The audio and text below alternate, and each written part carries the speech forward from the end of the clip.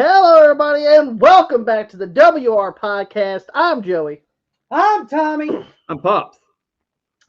And this is episode 29. Episode 29 Damn. of the WR Podcast. The WR. Glorious 29 episodes. The glorious 29 episodes. Others say it was good. Others say it was great. I say it was spectacular. Actually, some people might say it's mediocre, but I've seen a lot of mediocre podcasts. there's a lot of them. Oh, absolutely. Especially if you use CGI shit. Or should I say, hey, how's it going? Who the fuck's that? Fat ass. Oh, fat ass. Fat ass from Alabama. Oh, Alabama sucks. Oh, so, hey, how are you? Hey, Pops. How you doing, man? How you doing? I'm doing good. But What's going on, Joey? How are you? I'm doing good. Hey, it's fat ass. Hey, milk the titties. Ain't that right, Conrad? We know Flair does it for you.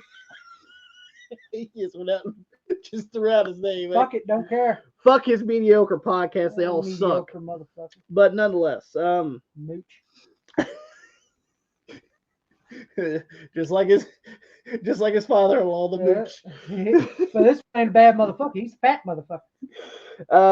He's my son-in-law. And he's also my son-in-law. But guys, today, And that's the only reason why he's relevant right now. absolutely. We're gonna talk about wrestling news as we usually talk about. We're also going to be answering some of your guys' questions that you guys sent into the podcast as well. For 5 questions with WR. We may answer more than 5. Good old H2O. Just drink it. Just drink it. You making fun of somebody? Who's that? Me, because I got a Pepsi on. Anyway. Yahoo soda. Just drink it.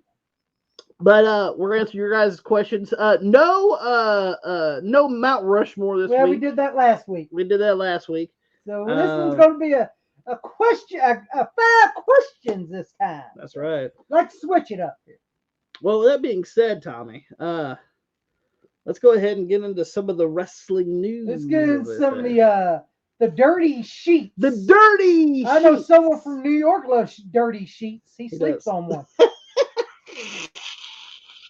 Does he drive a car? He sure does, and he goes in bars. Speaking of that, we're going to talk about a guy that eats in cars here in a minute. Well, wait a minute now. We don't read no dirty sheets. That's Dave Meltzer's job. Well, let's go ahead. Well, I never want to do Dave Meltzer's job. Let's go ahead and start with the first news thing here. All right. AEW star claims Adam Copeland, formerly aka Edge, Okay. is rubbing talent the wrong way backstage. See, this is what we get constantly from the AEW contingent. Yeah. The basement dwellers, so to speak. The ones that fucking eat at McDonald's and film it. And wear neck beards. So let me just see if I can read my mind, get my mind going here a little bit more. When you say what you say he's rubbing people the wrong way? Is it the basement dwellers or is the wrestlers he's rubbing the wrong way? Because I got a good idea. Those are the basement dwellers too. Yeah, they're the dwellers too. Okay. Well, you want to know why he's rubbing them the wrong way? Because he's a wrestler. The rest of them are jokers. And see, that's what we're talking about is like Edge has been in the business for nearly 30 years. Yeah. So he knows. And I'm talking about nearly 30 years altogether. And see, that's the fucking thing. Edge knows what's good and what's bad, unlike the fucking schmucks that work there now. I've been in the business for 5 years. I know everything. I've been in business 5 years. I know everything. I worked the backyards like a motherfucker. You know, I even wrestled on cars, even wrestled in bars, even wrestled in alleys. Well, I've even wrestled in the barn. I've done it all. I've done it all in this great industry. What's that, backyard industry? Because let me tell you, the fucking ones that actually know what the fuck they're doing are people like Edge that's actually done something, actually made something in his career, and actually drew money. Not just fucking sit there on his fucking ass and fucking put his hands in his pockets, twinkle with his fucking orange balls like Orange Cassidy, or fucking do stupid shit. Yeah, he's an example. Then you got EVPs who's dressing like they're fucking. You got two EVPs who's fucking dressing like they're fucking somebody when all they are is fucking shopping at the goddamn Target for their goddamn. Fuck you, you young bucks. I'll tell you right now. Speaking of that, the young bucks. There you go. Let's give it to Left Nut Mikey and Left Nut Nikki. There you go. Left Nut Maddie, Left Nut Nikki. Okay. But from what I can gather from this right here already is, it kind of seems like to me that they're just jealous. Edge wants to be serious. They want to fuck around. They don't want to be serious. I mean, Edge can't be too serious. He can't be too serious. He done the smiley, so he can't be too serious. He did the dick dance. He did the goddamn. Well, you got to do something. You got to do something. You got to do something to please the money maker, motherfucker. Motherfucker told me to smile. I'll smile. I got a fucking. All you're getting from me, motherfucker. I got a fucking question. The rest of the time, I'm a wrestler. I want to wrestle. Well, I don't want to babysit these motherfuckers. Mm-hmm. I got a fucking question. Yeah. Why the fuck does people say this Daniel Garcia is fucking over and shit? Oh, because of that stupid, idiotic fucking hump dance. You never fucked a woman, Daniel. I'll tell you that right now to your fucking pussy ass jock sniffing face. And by the way, you suck. Okay. You suck then, you suck now, and you will suck forever, pal. Okay? Together. And he does it together with his fucking blasé partner. Let's do the right. Fuck, Alex Wright had a better dance than you did, motherfucker. Well, speaking of the Young Bucks. Yeah, we already talked about it. No, that's wrong. That's wrong right there. I'll correct you right here, right now. It's not the Young Bucks, it's the old Bucks. Did you see the clip of Ric Flair? Yeah. And the Young Bucks? Oh, yeah, I've seen it. Did you see how horrible fucking Energy Woo did there? He probably should have drunk his Woo Energy and fucking not look like a Stonewall of a Lance Storm face. Maybe he had. But no, maybe he had too much of his Woo wings. Maybe that's actually good Woo wings, some Woo Energy, and maybe sold some more Bitcoin, and maybe he would have fucking had some fucking enthusiasm. Woo coin. And Woo coin, Bitcoin, Bitcoin, whatever the fuck it is. And fucking, but no, Ric Flair comes in with a baseball bat and fucking never gonna have him fucking beat up Darby, which I didn't give two fucks about that either. Yeah. And then he fucking does a horrible fucking eye rake to Left Nut Nikki, and then he does some horrible fucking chops to right nut Matt, and then he gets Left Nut Nikki fucking hit Ric Flair in his loose skin and old balls. And you see Rick and goes down in his fucking Don Morocco gear. Answer me this. Why the fuck does he need to be in the goddamn ring? Stay the fuck away. Like, I'm getting fucking serious. And those chops were the horriblest fucking chops I've ever seen in my fucking life. That's what I was going to ask is why Ric Flair in the ring? He should be involved in anything. Like, nothing. Like, have Ric Flair in a manager role or fucking. I mean, he is in a manager role somewhat, but why is he doing anything physical in the ring? Yes. It looks god awful. Pops, you seen it? It's embarrassing. Stay out of the fucking ring. You're an embarrassment to yourself. Fuck, leave the memories alone, Rick. We already saw you in your goddamn horrible fucking purple shirt. We need to see you in a fucking blue one now, too. Birdman man. Wanted to hang it hard. Fuck.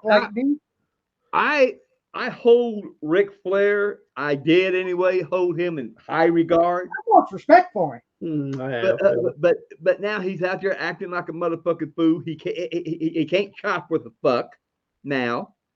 All he is Look. I'm going to tell you something, Ric Flair. And this right here, it comes from the heart from me. Don't get back in the fucking ring. You're making yourself an embarrassment. That's what you are. You're embarrassing yourself. Far enough. Damn. It's pretty pathetic, to be honest with you. Yeah, it's fucking stupid. Well, what else do we got, Jay, on the docket here? Well, now let's talk about sexy Mandy Rose. Okay. Mandy Sachs. Oh yeah, Mandy Sachs. Yeah. I got a sack. I got a sack. But AKA Mandy Rose. Yeah, Mandy Rose, who was in the WWE at one point until she got fired. Women's champion, by the way. Until she got fired for doing some sexual content. Yeah. Mandy Rose revealed one person spent $55,000 for her content on Fan Time. Well, let me say this. How desperate are you? I would say $55,000. $55,000. Yes. $55,000. But to do what? And listen, from what I can tell, she's not even getting fucked on there either. It's just like her in bikinis, and I mean, I'm pretty sure she showed her tits and her puss and her asshole too, but nonetheless, like she's not even getting fucked or doing like real sexual sex or anything. Yeah, but all right, now, who's paying her to do that? Well, you know, it's kind of like OnlyFans. Yeah, is what fan time is. Now, how much money is she getting paid? Well, this one fucking slob, one person, apparently. This one fucking dweller, who's never seen a woman and never will see one. Apparently, I wonder if Jim and I paid for this. He don't have $55,000. Oh yeah, he can barely pay 20 for Sunny on Skype. But Mandy, he paid this one old buddy. One old buddy paid $55,000 for Mandy Rose's FaceTime there. All right, I don't know who this dumb son bitch is or anything about it, but motherfucker, if I'm paying that right there much money, I'm fucking her. Okay, I am getting that pussy, and I'm going head diving the motherfucker. All right, now fuck, you know that's a bunch of fucking bullshit. If I pay $55,000, I'm fucking the bitch. Okay, I'm fucking the motherfucker. I'm head diving that motherfucker. I'm in there. Only fucking thing you'll see sticking out my feet. And I'll pull them in there if I can. Yeah, and see, not only that, that is so fucking moron. And see, not only that, but also people know that she's fucking with that Tito Sabatelli. And by the way, he's a road winner, ain't he? Fuck you, Tino. Tito, Tonino, or fucking Tito, whatever your fucking name is. Tito. You couldn't even hack it in NXT, bro. You suck. You sucked then and you suck now. That guy, a wrestler in NXT, and he sucked. Yeah, he fucking sucked. That guy paying that much money. Shitty hair. Paying that much money. He's not getting any of that. No, $55,000. What the fuck, dude?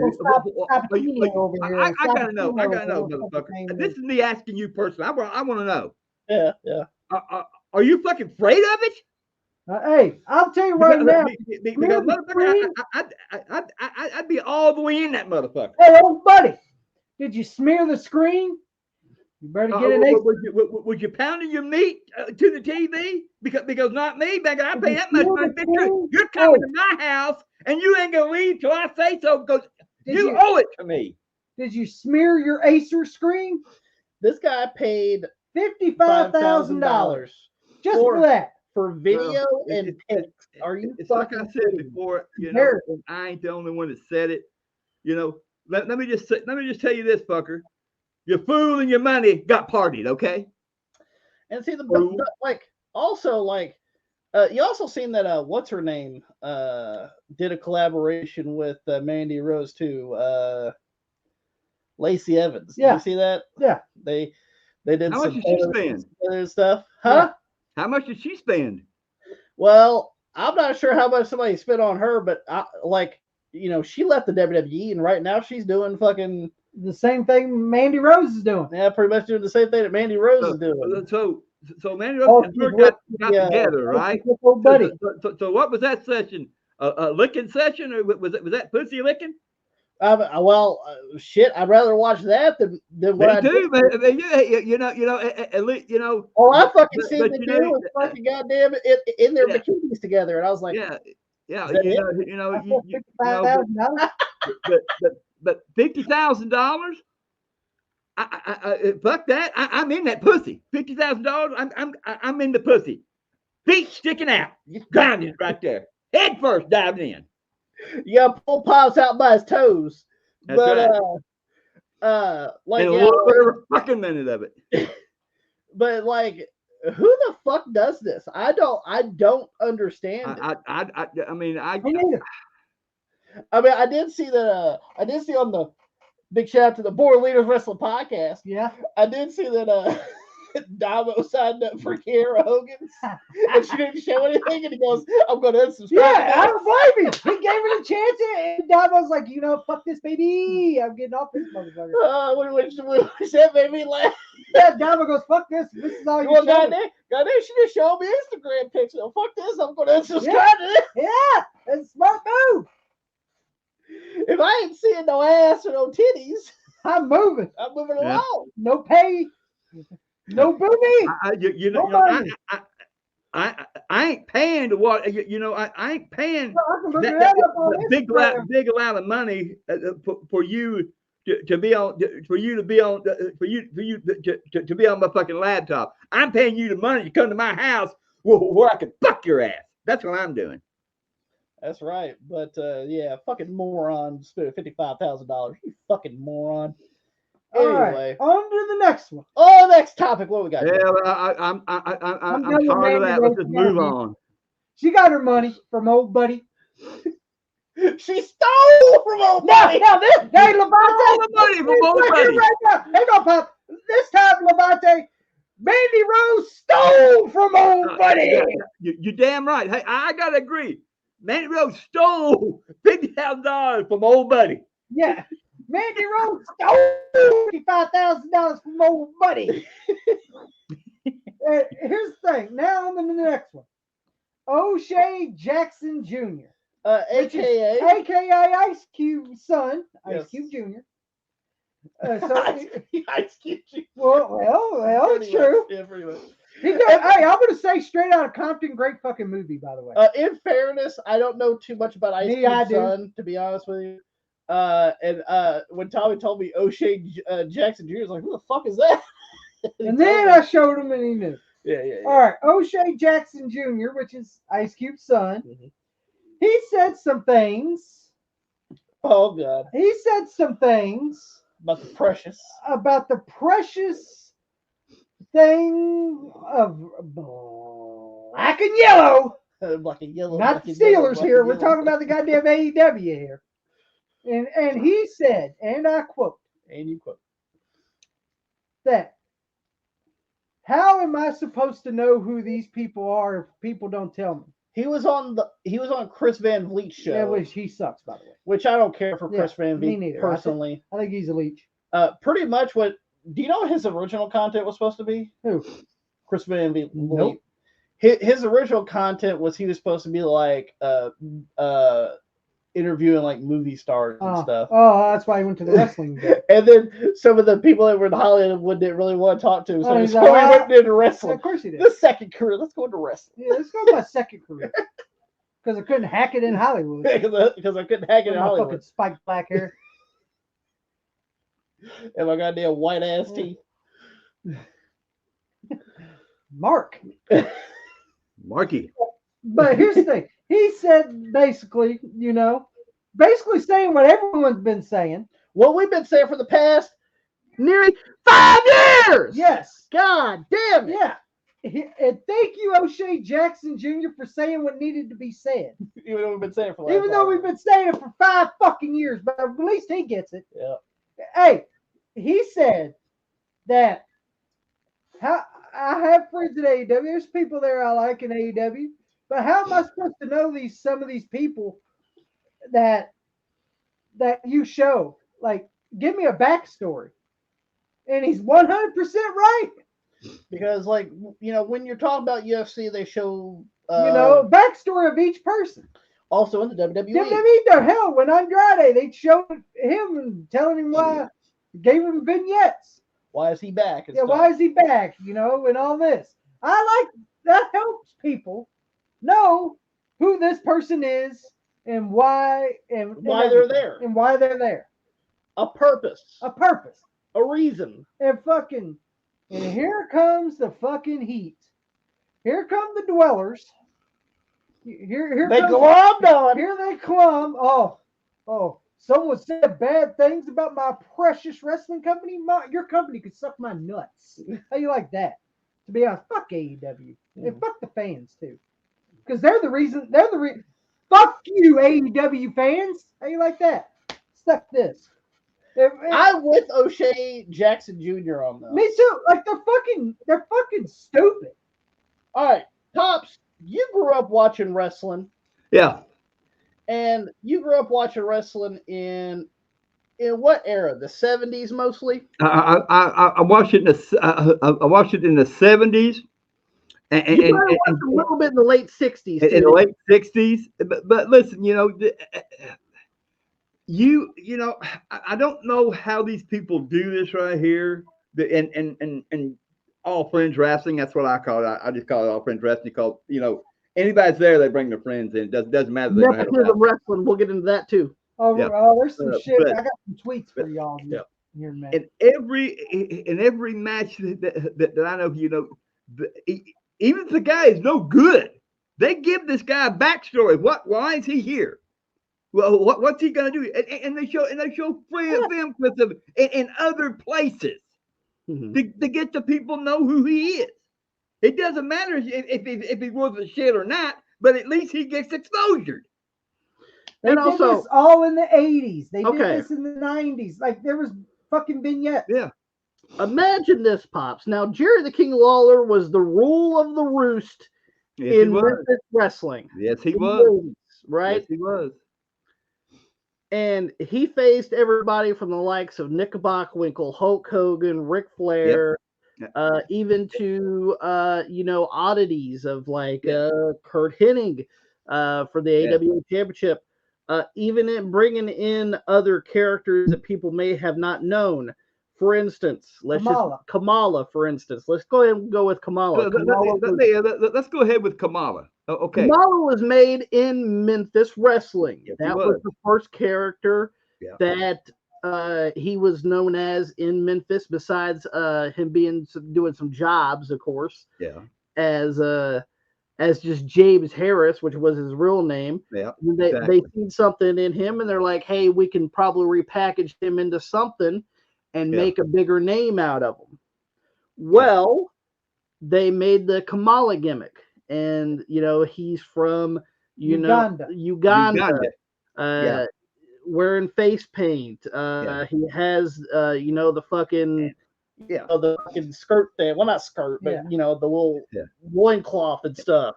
And he has the spear. He has the mask. And how they pulled it all off. How they brought him in. On him.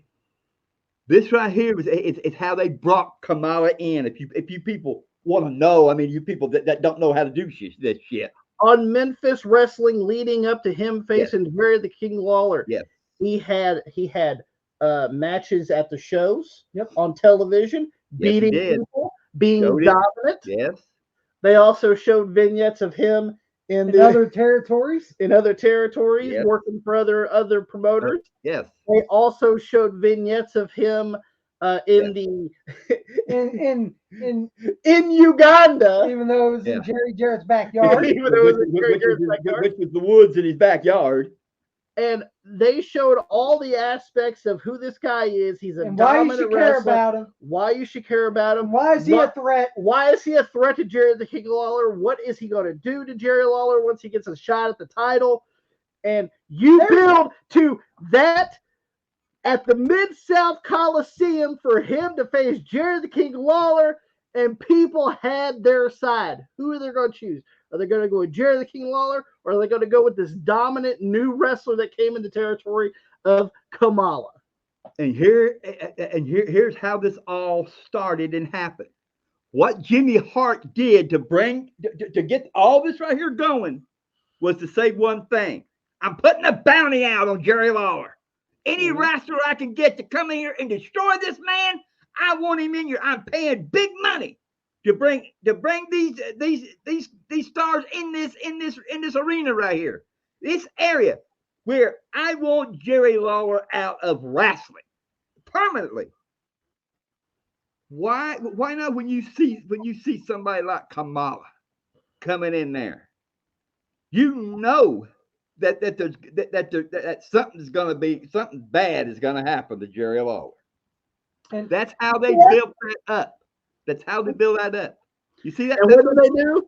And what did they do? They sold out the They sold out the fucking Mid-South Coliseum. And see, that's the thing. O'Shea Jackson is fucking bringing a point on, and it's a great fucking point. Yeah. Because he's 100% right. You see, and now I'm going to read some tweets about what it is. Yeah, go ahead, Tommy. Well, go ahead. See what it is? You know what's missing from offense wrestling? They don't know how to work the crowd. Mm-hmm. They do not know how to work the crowd. You're right, dwindling crowds. The dwindling crowd. What now, Tommy? I didn't hear you. The fucking dwindling crowds. Yes, it is. Because they don't know how to work them. Jackson Jr. said this on all right. X? On X. Let's read some of the dwellers, what they had to say. Okay. All right. Let's read the dwellers first. Okay, sure. And then we'll get to O'Shea and the others. And of course, this all came from the Chris Van Vliet interview. Oh yeah. So. And here's one. Drugs Delaney. Are you related to Colin? Because you look like him. Bitch. Man, I never wished Ice Cube pulled out more in my life than when he was conceived. Yeah. Basically saying he wasted semen. Yeah. Fuck you, bitch. Get a life. And then here we go. Here's Omos Jr. Well, at least he probably has semen. Omos Jr. Yeah, it does. Ice Cube's son has single-handedly proved that AEW has the softest fan base on the planet today, who was financially correct, factually correct. Factually, yeah. Fucking slur my words here when I hurry up. In his statement, and y'all got triggered. Predictably. It's like they say, the truth hurts. And you know what? This guy's 100% right. Mm-hmm. Yep. Even though he looks like Omos, but that's okay. He looks like Omos, but it's But that's what another guy said, which is right. And then, here's my favorite. Ice Cube even had a rebuttal when old Drugs Delaney over here. Yeah, Drugs Delaney said what he said about Ice Cube's son. Fuck your wishes, bitch ass drug head. And then now let's go to O'Shea Jackson Jr.'s tweet about this. Yeah. Motherfuckers wishing I was never born because I think AEW and the fans should welcome more people who aren't in the know. Cry more. YWC, these nuts, you fucking worms. And you know what? He's fucking right, and I fucking love it. Listen, and see, this is what O'Shea Jackson Jr. is talking about, and especially what he said in his clip was the product itself at AEW needs to show who these people are, why I should care. So average wrestling fans or casual or wrestling fans in general know who these people are. You can't. And then, let me get to a dweller real quick. Yes. One of the fucking people, I put it on Instagram, the fucking neckbeard fuck, who eats McDonald's. Yes. He thinks he's so over. He's so paid. Yeah, he sure is, ain't he? Yeah. That's why he shows his double quarter pounder with cheese. And but he goes, O'Shea Jackson Jr., if you don't know who these people are, Google it. Well, that's not his job. That's not his fucking job to Google a motherfucker's name. That's the fucking announcing corps' job, or fucking the fucking AEW's job. That's AEW people's job to tell people that watch their fucking show who the fuck this person is. No, I'm going to tell you whose job it is. It's the promoter's job to get this guy known. That's whose job it belongs to. Dickhead, Tony Khan, you don't know how to do your fucking job. It's not fucking O'Shea Jackson Jr. or whoever who's wants to see see something different and watch AEW. When- Give it a chance. When I'm watching wrestling, I don't want to have my phone in my Yeah, hand and on say, who's Google this trying guy? to find out who this fucker is. I want the audience to know who this fucker is. I want the promoter to come out there Google it. and do a promo on this motherfucker. That's not wrestling fans' job to fucking No, Google it's not. who the fuck worked in New Japan Pro Wrestling. See? Or fucking DDT or fucking some garbage outlaw mud show you bring in the next week. You know, that's not wrestling fans' job. Y'all's job to tell us why the fuck we should care. In other about words, the Tony crowd Khan, we're bringing in. I'm going to tell you exactly what you're doing wrong. You're not promoting the people that's in your fucking company. That's what you're doing wrong. Now, we got a tweet from Tony Khan. Oh yeah, of course. in- Hey, have you noticed he always wants to be an internet gangster when he's on fucking Twitter, but you're a fucking wankster is what you are, fucking TK. Fuck Well, you long. I will say this about Tony Khan. This tweet from him, in notion, it's a good notion, Yes, but he still doesn't get it. he still don't get it. All right, what did Tony Khan say about O'Shea Jackson? Well, he Jr.? tweeted O'Shea Jackson Jr. Yeah. You might enjoy checking out new experiences, entire worlds of international grasp out there. Mhm. I think learning about them is fun. All wrestling is awesome. I hope you enjoy whatever you like. Maybe someday you'll be interested in it in wider in circles, wider circles. Yeah, right? Which is a good notion from Tony Khan, I'll right? give him that. That you want to look around at all these wrestling promotions and stuff, especially if you're a big wrestling fan. But listen, That's about all I could draw on that. yeah, good notion, but you also have to realize this too. When it comes to the United States, especially if you live in the United States, you're subject to mostly American wrestling. Yes.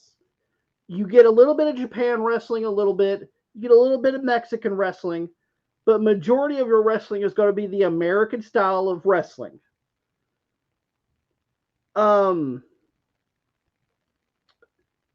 It's different, okay? When me and Tommy was watching wrestling in the 90s, there were different styles of wrestling, and you could see that all in the United States. You actually seen a lot of Japanese wrestling in the United States. You could also get tape traders. Yeah. You also had hardcore wrestling. I mean, I know you got fucking that garbage championship wrestling or whatever they got fucking now. GCW, but I'm sorry, that's garbage. Yes, it is. You know, when me and Ty were growing up, we had ECW. We had FMW. If you wanted to have a Japanese counterpart to ECW, you got to see in WCW. Not only do you see a lot of the American wrestlers, but you also got to see more European style wrestling, cruiserweights for Mexican wrestling. You also got to see some more Japanese imports in there, as well as Muda. Even though I really don't like Eugene Nagata. Eugene Nagata or Masahiro Chono. I don't care for them that much, but at least you got to see them. And then in WWF, you got more of the show business, more of the American wrestling. It was very diverse, where now it's not that diverse. And then once again, back when wrestling was like that, when they brought these people in, they showed who they were, why they're there, their purpose. Because some people may not know who these people are. And Tony Khan, once again, nice notion. Yeah. But at the end of the day, it's not my job. If you bring in somebody to your promotion, that's your it's job. not my job to know who this person is. You got to tell us. You have to tell your audience who this person is and why they're there. And another thing, Tony, you can't just cater to fucking cage match people. Exactly. No. That's also the bigger issue. Is oh, people on cage matches are going to love this. Well, guess what? There's also 800,000 people that at least that watch your show every week. Now, is all them cage match? I will say most of it probably Yeah. is, but there are also people there that's not. You have to cater to them too, But you don't. but you don't, and that's You the only issue. cater to a small niche. That's all You, you do. does the you know, I even know what how you know oh hell what the uh Tojo Yamamoto got into and how he moved so big. Mhm. It was wrestling against let's see Tracy Smothers.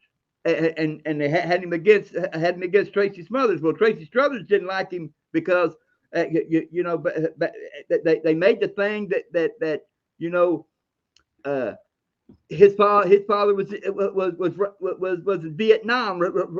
You know, well, no, not Vietnam, but it over there overseas fighting Japan.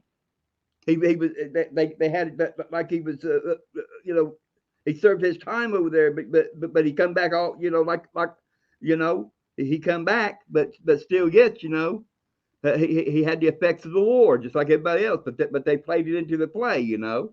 Mhm. But and you know he's going against Tojo Yanonobu, which Tojo was a Japanese wrestler, and they played it into that game, you know, of what happened in the war, you know. It you got to make something. Okay, Pops, what if nowadays you brought Kamala in modern day wrestling? If you brought a Kamala character in to face your champion because you want this guy to get over, you want this guy to be a top draw, how do you do that if you just bring him in on your television and expect people to know who he is and why he's there? You're not going to Two, know him. also, um, is this guy dominant? What is he going to do? You can't find out. No, And can't find then, it. don't get me wrong, I understand that your commentary team are trying to talk to you about who this Yeah, is, yeah, Sometimes that don't help but much. that doesn't help much. Especially with fucking yeah. sock face. Yeah, fucking soft face. You Oh, you know who this is? No, we he's don't. not gonna. No, we don't. You, You fucking that's, math that's right. Who the fuck is he? That's Back right, in Joey. Florida?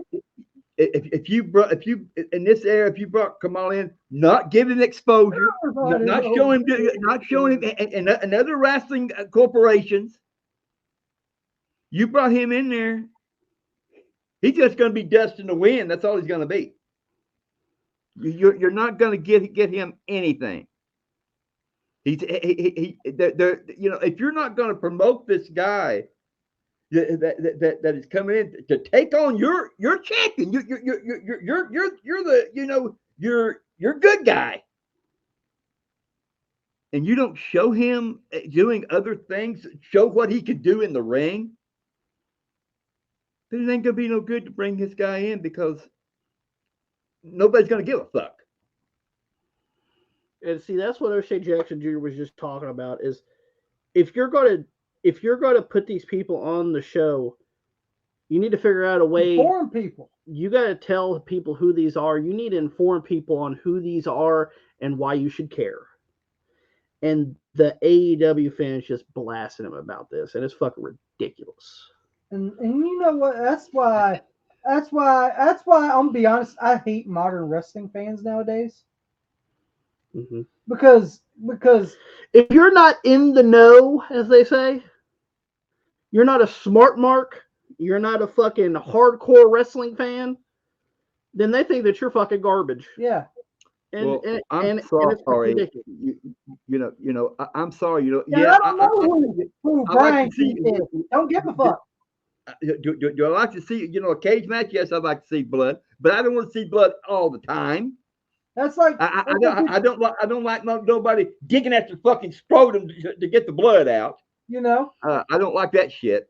Yeah, like people's like, oh, Brian Keith's here. Well, who the fuck's Brian Keith? Who's he? Some gambler? See, that's the issue. I don't know who the fuck this motherfucker is. Now, granted, I do know that he wrestled in Booker T's promotion in Reality of But Wrestling. that's all you got. But you're not telling me who this guy is or why I should care. All you guys said was that Brian he signed Keith with AEW. Yes.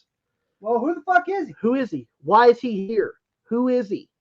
Who? No, you didn't. What has he done? You just fucking say, yeah, we got another one biting the dust. Look. That's It great. doesn't matter. To me, it doesn't matter what wrestling school you come out of. Your job is to learn the wrestling school. When you come to a company, it's that promoter's job to know what to do with you and know the right way to get you over. Also, we should also mention that because I don't think Tommy has this on the docket, but I want to talk about this real quick. Is you guys do know that AEW is coming to Boston? Yeah, they're coming. Boston. You don't have that on the docket, do you? No, I don't. Okay, let's go and talk about it. Let's go ahead and get this. Let's go ahead and get this one going. Yeah. Okay. We do know that AEW is making their debut at the TD Garden in Boston. Okay. In Boston, Mass, and they're calling this big business is what they're calling this, right? And apparently, well, how is it big business when they can barely draw fucking crowds? You should say little business because small business. Well, it's true. I'm sorry, you still can't fucking produce fucking big ass arenas. And the TD Garden's a pretty big building. So I'll be honest. I don't think they're going to sell it out. And if they do, I will say this: the only reason they do is because are we talking about the Gardens? The TD are they going to be in the Gardens? No, TD Garden in Boston. It's a fucking mess. Oh, yeah. It's a fucking Massachusetts. Yeah. They're going to be in Boston for their debut, and they're going to be at the TD Garden, and how many people does hold that garden? That TD Garden? 19,000. Yes. 580. They won't get to that. Oh, nearly 20,000 people. Okay, can be going to the TD Garden, and I'll be honest, they won't get to that capacity. They're coming there, and this is what they sold already. They already sold at least 6,000 tickets. That's a long way from 19. That's a long way from 19. Let's just say that. They might be lucky if they get 10,000 in there. If that, by the time big business comes around. Now, of course, small business. Yeah, small business. Once small business comes around, and as you guys know, they've also been promoted as Boston, and they put BOSSTON, and then the two S's are dollar signs. Come on, AEW, come on, be a little more creative than that. That's lazy. That's pretty lazy. The way they're promoting this, you kind of know that. So you're bringing in Miss Reigns. Miss Reigns. Well, I'm being honest. She wants that Roman money. I don't think she's getting there. If Tony Khan is going to pay Mercedes Moné that $5 billion or million, whatever, $5 million, $5 million. He's an idiot. He's a fucking moron. No. Here's what he's going to have to do. He's going to have to go, Daddy, I want this other toy, Daddy. Oh, Daddy, I got to have $5 million, Daddy. I need this other wrestling toy, Daddy. Please, Daddy. Fuck you, Tony Khan, you big pussy. I'm gonna say this right now. So you're gonna bring in Mercedes Moné, who's I'm gonna say she's a good worker. She's a good wrestler. You know, she is. I like Mercedes Moné. But also the issue is, Tommy, the AEW's had good wrestlers. My problem is Mercedes Moné. Get used to being in the background now. Your money is going to be background because have you what? I'm going to ask you, Mr. Mrs. Monet, have you watched any AEW at any time and see some of these people that have debuted? And do you see what they've been doing with them? Dark Revolution or Evolution, what the fuck that goddamn shitty show is? Collision. Fucking, did you see how some of these guys are not even getting used? They bring them in, and you'll get a big pop for about next week, and then next week comes around, you're back in the backstage doing nothing. Unbooked catering. Unbooked catering. You're not. That's the thing. I'm proving a point on. So you're gonna be this big fucking hype for Mercedes Monet in her hometown of Boston. And fucking then after that, she's gonna be a little hot for a little while, and then when you're done using her, you're gonna put her in the goddamn wayside where the other toys like goddamn Toy Story in the goddamn fucking vending machine. You'll put it in the toy box. Yeah. What he's gonna do is he's gonna put that toy in the toy box. Well, I played with you. Oh, I'm done. I'm gonna put you in the toy box now. I gotta do this. Then Mercedes Monet would be the Woody in Andy's goddamn hands. I don't want to play with you anymore. I want Buzz Lightyear. I want Sadie. Sadie.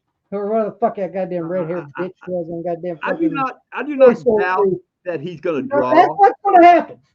I do not doubt that he's going if he's going to pay that money, which I don't think he's going to. He'll probably have. If he does, he'll beg Daddy for it. What's that going to do? The rest of your hair is gone. But anyway, you get a big pop, but then after that, it ain't nothing but downhill. I will tell you this. I'm not sure when this big business is. I'm pretty sure it's sometime in March. By the time April begins, she's going to be doing nothing. Mercedes Monet is going to be doing nothing in AEW. Yep. And I'll tell you that straight to your fucking face. Because I see it 50 million fucking times. Anytime they bring in someone, they drop the ball every fucking single time they bring somebody. Every time they bring somebody. Do you want to know why? Do you want to know why my opinion is that Tony Khan drops the ball on these superstars? Because he did not know how to run a company.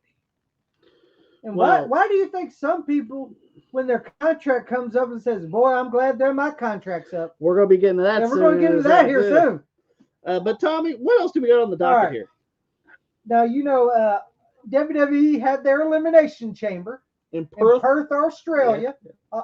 They did support your local sheriff. I was on my way to Australia. And, I'm going to say this.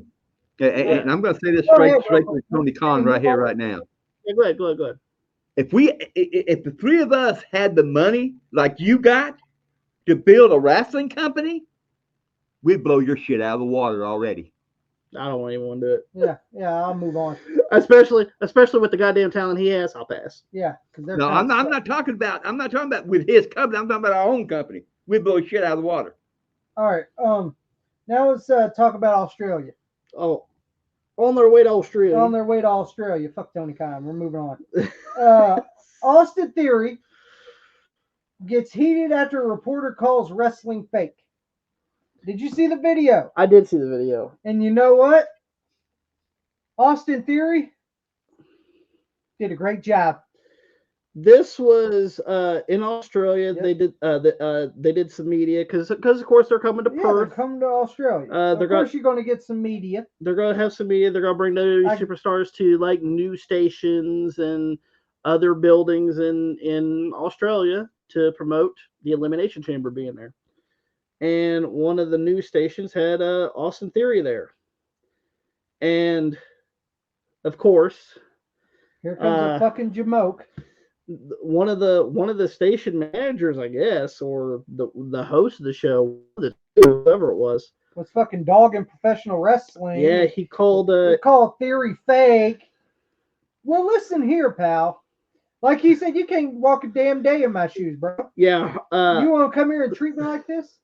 When I'm over here doing your media bullshit. I'm here doing your media bullshit. I'm doing your bullshit. You talk trash and you want to talk trash and fucking act like you're a big wig in front of all your friends and all this bar garbage? fuck that, bro. I don't need time for this bullshit. He I left. got better things to do. So Austin Theory said, fuck your media shit. I'll leave. And that you're lucky Austin Theory didn't want to put them hands on you. I will say this: Austin Theory did a great job because of this reason. He handled it great. He didn't. He, He did. didn't. He didn't say he's gonna beat the guy. He didn't do a Vader. Yeah. He didn't snatch the guy up by the fucking lapels. Yeah, he didn't do Vader.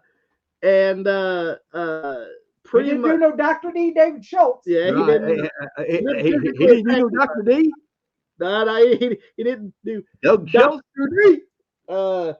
No, but He handled it the right way. he held it the right way by just saying, "Hey, you can't do what I do And call me fake. and sit here and call me fake and everything." When I'm here fucking trying to hype up your You fucking see, channel well, here. well, yeah, he got off lucky because when that newscaster Doug Schultz was wrestling fake, he said that's an open hand. Was that fake? Was that fake to you? And I thought Austin Theory handled it pretty well. I did. I think he handled it great. Yeah. He had great Put hands composure. on old buddy. Pretty much just talk some trash about them talking trash about what he does. He said, Yeah. you can't do what I fucking do. Yeah, you can't do what I do, and you And know. I'm trying to get your station over. Yeah. Yeah, you called me. I didn't call you.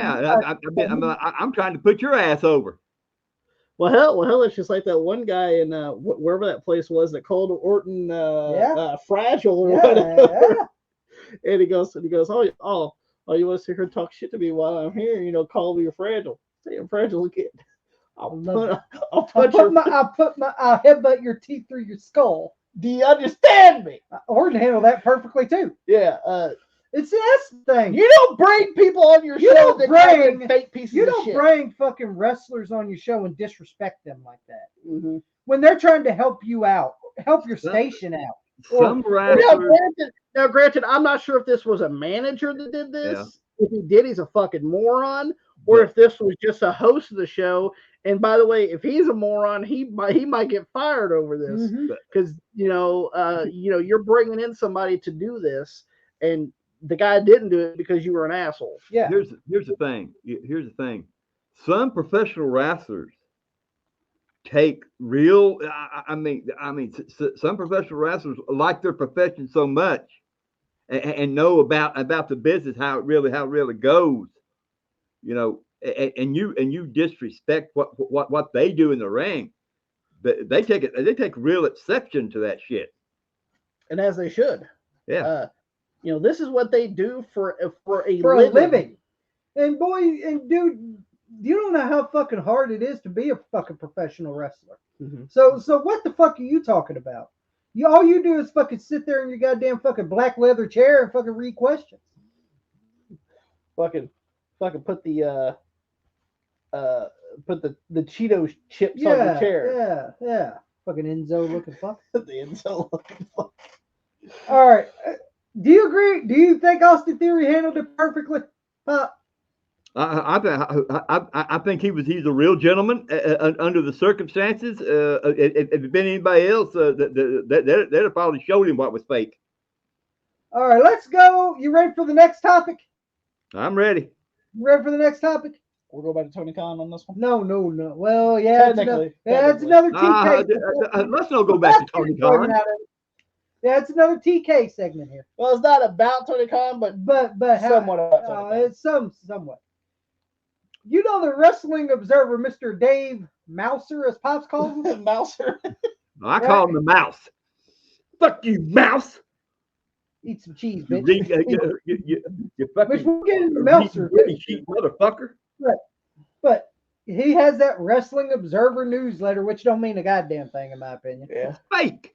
But the Wrestling Observer newsletter, best booker and promoter of the year is Triple H.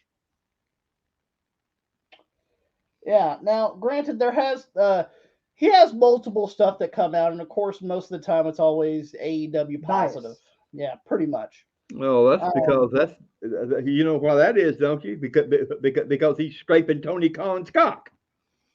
Like even to the point, like what they said was the better promotion was WWE. Yeah. But at the same time, they said the better TV show every week was fucking Dynamite. And I'm sitting there like, well, how does that make any fucking sense? I know. It don't make any sense. It doesn't make any sense. There you go. So the best booker and promoter of the year is Hail to the King. The game, Triple H, I'll be honest, he's been doing pretty good. Yeah. Now, we should say that in the past 3 years, Triple H has kind of turned that. A lot of people are still saying WWE sucks. the past 3 years, Tony Khan has took it away. Oh, yeah. Yeah, the past 3 years, three time. Wrestling Observer newsletter, Booker of the Year. We see it on the fucking banner. He's like, I bet you kept that banner, didn't you? Oh, he kept the banner, all right. Daddy, can I hang it in the It's like I said, Tony Khan's paying Dave Meltzer for that right there, you know, and Dave Meltzer's is doing lip work for him. But yeah, so best Booker promoter of the year, Triple H, rightfully so, because I'm gonna be honest. He took that title. He took that fake title. He took the 24/7 fake shit. I'm gonna say it's right here. The horrible green belt. Yeah, he took the horrible green belt, the 24/7 championship, and took it away from Tony Khan. It says, "How do you like me now? Now that I'm on my way." You guys know as well as I do that Triple H doesn't give a fuck about that fake bunch of fucking bullshit. You know he don't. And also it comes down to this as well as like Triple H don't give a fuck. Tony Khan's the one that fucking licked Dave Meltzer's nuts. Yeah, he gets all butthurt. And of course, we're going to get to a butthurt comment in a minute. Well, Tommy, we got a butthurt comment from somebody. Who's this from on X? Oh, some jabroni on X who's so offended. Named the real one? Yeah, the real one. But he's got a Cena fucking picture. So what does that tell you? Hold on. Is that No, that ain't Enzo. That's not Enzo? No, Enzo's like, I ain't working for that company. I got standards. No. Not important. Yeah, if he would have got the TK call, he would go, not important. Not important. I love me some Enzo, by the way. Enzo Amore. Fucking hilarious. We miss you, man. We miss you. Please come back. Please come back. But we got a dweller here. Yeah, what do you say, Jay? Dave Meltzer switching up is crazy. LOL, but that's pretty much the story with a bunch of people blinded when Triple H took over. Not much has changed with the WWE product. TK is obviously the real Booker of the Year. So someone I'm sorry for. No TK. All right. No, I'm not sorry. I'm not sorry. Triple H. People are bashing WWE, and some of them haven't even fucking watched it lately. How the fuck you going? Hey, I bash AEW, but I bash it all the fucking time when you do dumb shit because you do it almost on a daily fucking basis. We see clips from AEW, and that's all I got to see for that country. Yeah, I'm not fucking hooking up my intone for 2 fucking hours and fall asleep. You see. Here's the thing. Here's the thing. These people that talk about us and everything like that, well, you don't watch the show. Well, yeah, we do. We watch it. What we can stand of it, we watch it. Because I cannot stomach 2 hours of garbage. And when we watch it, and you want us to talk about it. Then you get mad when we talk about it. Then you get mad about it when we tell you the fucking truth. Now, what do you want, motherfuckers? And see, here's the thing. Triple H has actually done some pretty good things in WWE right now. Mm-hmm. He's kind of turned that fucking promotion around. Look, especially in the midst of this whole Vince McMahon allegations. Yes, and he's still fucking turning it around. Yeah. Like when they try to give him fucking, hey, talk about he don't want to talk about that. He wants to talk about his product, what he's putting on right now. He don't want to talk about fucking Vince's allegations. People are saying also that Triple H knew, Stephanie knew, John Cena knew, all this stuff. I'm like, well, here's the thing. Triple H is more. I'm sorry. Triple H has his own fucking life. He don't have to worry about the granddaddy. You know what I'm saying? He has his own. Same thing with Stephanie. Same thing with Cena. They have their own fucking life.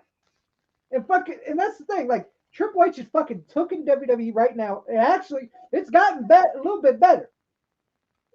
They still, I love that Kevin Dunn's gone because there's a whole new atmosphere about it. People, I don't like the LSD shit, the fucking lights and all that shit.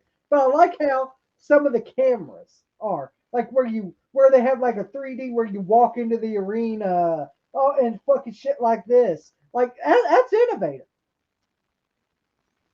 And you need that for wrestling. Yes, there's always more innovation. He's doing wrestling. different types of camera shoots and camera angles, and that's good. He's differenting it up, which is a good thing. He's trying new things. At least here's the thing I can say about Triple. At least he's trying new things. Unlike some people who don't want to try new things, that's on the black and yellow brand, who just wants to go through the same shit every fucking week. NXT? No. They're What he's trying to do, he's trying to build wrestling back to what it should be. Like he's fucking switching shit up, and I actually enjoy that. Yeah, absolutely. So I mean, but yeah. But what else do we got? Anything you want to talk about with Triple H being Booker of the Year and Tony Khan this year? Tony Khan's upset. Like he gives a shit about being Booker of the fucking year. That's the thing. Remember when he said all big and bad to Triple H and Shawn Michaels? You think they give a fuck? The bald assholes. The only one, the only person that's worried about that. Go ahead, Tommy. I remember that day when NXT went ahead with AEW and fucking people's like, oh, they're so desperate bringing Cena Undertaker. It don't matter. They got more ratings than AEW did. Which really pissed me off. What Tony Khan said about that too is saying Triple H and John Cena and the Undertaker how they have fallen because they performed in less than like a million people. When they came, and I'm sitting here, I'm sitting here looking at Edge in like half empty buildings. Are you fucking kidding me? Cage and shit like this. I'm seeing Daniel Bryan, fucking Christian, and Edge in half empty fucking buildings. Yeah. So fuck you, Tony Khan. And Samoa Joe. Fuck you, Tony Khan. I don't fucking hear it. But let's go to the next one. This one is from Eric Bischoff. Okay. It's about Bray Wyatt. All right. Bray Wyatt. This is about him that he should be in the WWE Hall of Fame this year. Okay. Bray Wyatt, I think for obvious reasons. Bray Wyatt was a character that changed the industry. Bray's character brought another layer of character creative and kind of what's possible in the entire industry. He belongs in the WWE Hall of Fame. I'm gonna be honest. I like that Bray was creative. That he did change character. He did do all this, and it was an eerie character. And to be honest, I'll be honest, it wasn't for me though. It wasn't for me, but at least he was innovative and tried his own character, tried his own thing. And I'm gonna be honest, do I think Bray Wyatt deserves to be in the Hall of Fame? Sure. Absolutely. Yeah. By all means, yeah. And also bring out some more merchandise, especially with his face on it, and get his baby some money. And that's another thing. Go to WWE shop, spend some money. Go to the Bonelita's Levante F. Smith's affiliated link. Get you some Bray Wyatt merch. That's right. And it helps us. It helps them both out. It helps Bray Wyatt's family out, and it helps Levante F. Smith with those Bianca Belair flags. Absolutely. So it helps out everybody. It does help out everybody. So I will leave Levante F. Smith's affiliate link in the description below. If you want to click that, goes to WWE.com. Buy you some merchandise. Just gives him a little kickback so he can get those Bianca Belair flags. But do you all agree that Bray Wyatt should probably be in the WWE Hall of Fame? Absolutely. And so you agree with everything Bischoff said on that? Yeah, like listen, I like Bray. He's great. He was a great talent. I just didn't care for the whole Fiend. I didn't care for the Fiend gimmick, but at least he was creative. Yes, and went and broke the mold and did what he wanted to do, and said, "Hey, I'm going to try the best I can to get this gimmick over. I mean, I will say this: it resonated with a lot of people, Yes. though. I will give him that. And that's the thing It about did resonate with me and personally. see that. Yeah, but I agree. But here's the thing I could say: it resonated with people. People will always remember it. Unlike some characters that have happened past gone by or even now, some of these characters won't get remembered. Bray Wyatt's character gets remembered because he put his heart and soul and fucking went in depth with his character. That's the thing. That's the thing about wrestling nowadays. You gotta have a character and get into your character. And fucking embrace it and fucking go with it. Don't just and that's what Bray did, and I commend Bray Wyatt on that. and And I do think he belongs in the WWE Hall of Fame. and also, like I said, bring out some merch for him as Yes, well. more merch. Because WWE had a partnership with Josie and for her and Bray's kids to be taken care of by some of the merchandise um, money from, And he was so talented. and it wouldn't hurt for them to make some more money. Yeah, And and Bray Wyatt was so fucking talented. and definitely should be in the Hall of Fame. Yes. Also, I listen to a podcast as well weekly called Wrestling Talk with Mayor McCall. Yeah. And a few weeks ago, he had IRS on there. And IRS Is Bray Wyatt's dad. is Bray Wyatt's dad. And he was talking about how good the WWE's been treating them and Bray's family. Bray's family. So I don't see anything wrong with it. Pops, do you think Bray Wyatt should probably be in the WWE Hall of Fame? I go back to when Dusty Rhodes got inducted to the Hall of Fame. He said one thing, and I think it rings true: passion. You got to have passion to be in this business. And Bray Wyatt did passion.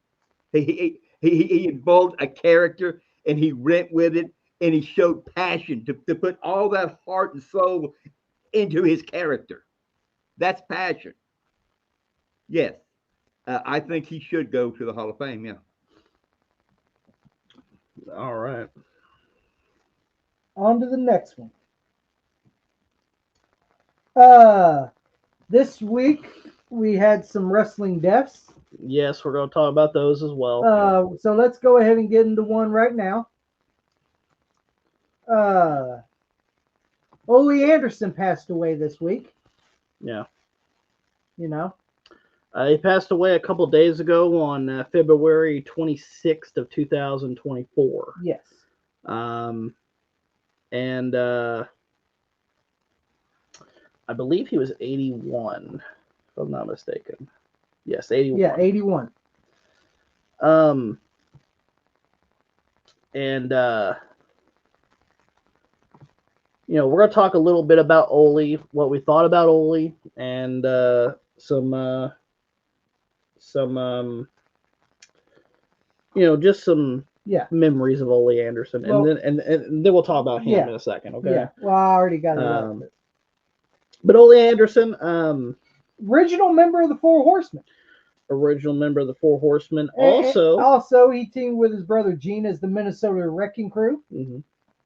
Well, fake brother. Yeah. But nonetheless,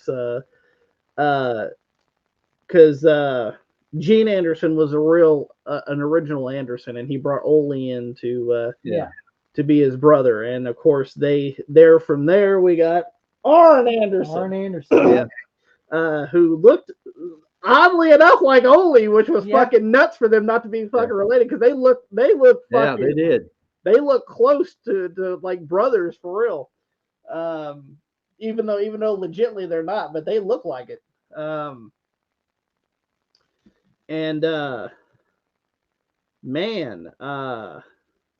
Minnesota stretching crew, man. or Wrecking Crew. Yeah. They literally just dominated. Yes. Not only Ole and Gene, but also Ole and Arn. And like you said, Tommy, a founding member of the Four Horsemen. And was a booker. Was a booker. He's the one who came up with the Shockmaster. Remember, he did the Shockmaster voice. He did the Shockmaster. He did the Black Scorpion voice. Yeah. And Ole Anderson was a tough son of a bitch. Yeah. He held a lot of he held a lot of championships in his career, mostly regional. But then again, you got to realize at this point, a lot of wrestlers in that time, it was a regional promotion. There was no worldwide promotion until pretty much the 80s. And hell, I think Ole ended up retiring in like 90. Yeah. He had a good almost 30-year career in wrestling. And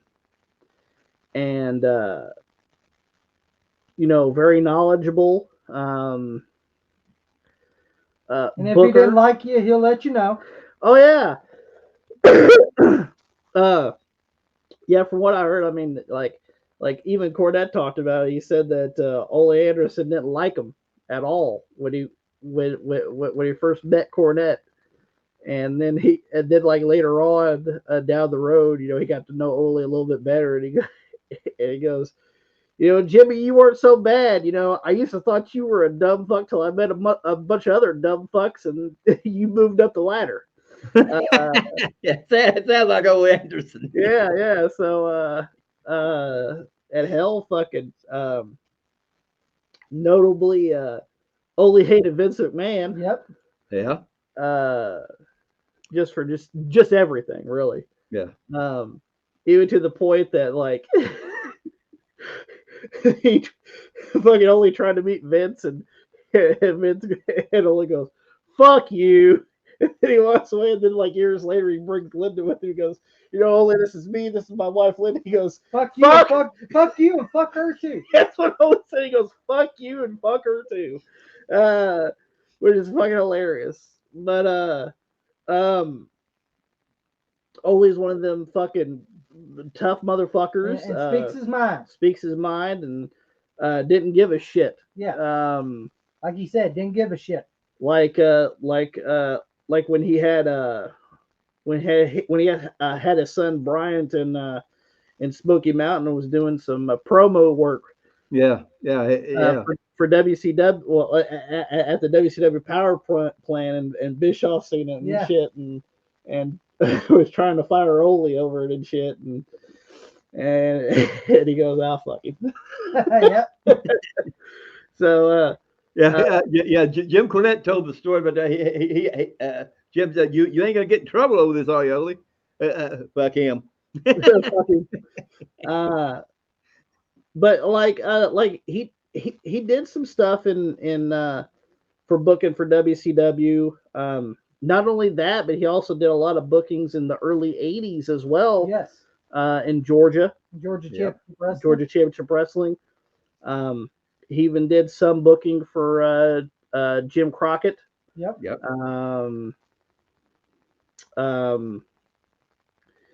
And just an all-around legend. Yes. Ole Anderson. Now, I will say this, like I said, I mean, could be an asshole. Yep. For That's sure. the way he was. But that's just the way people are.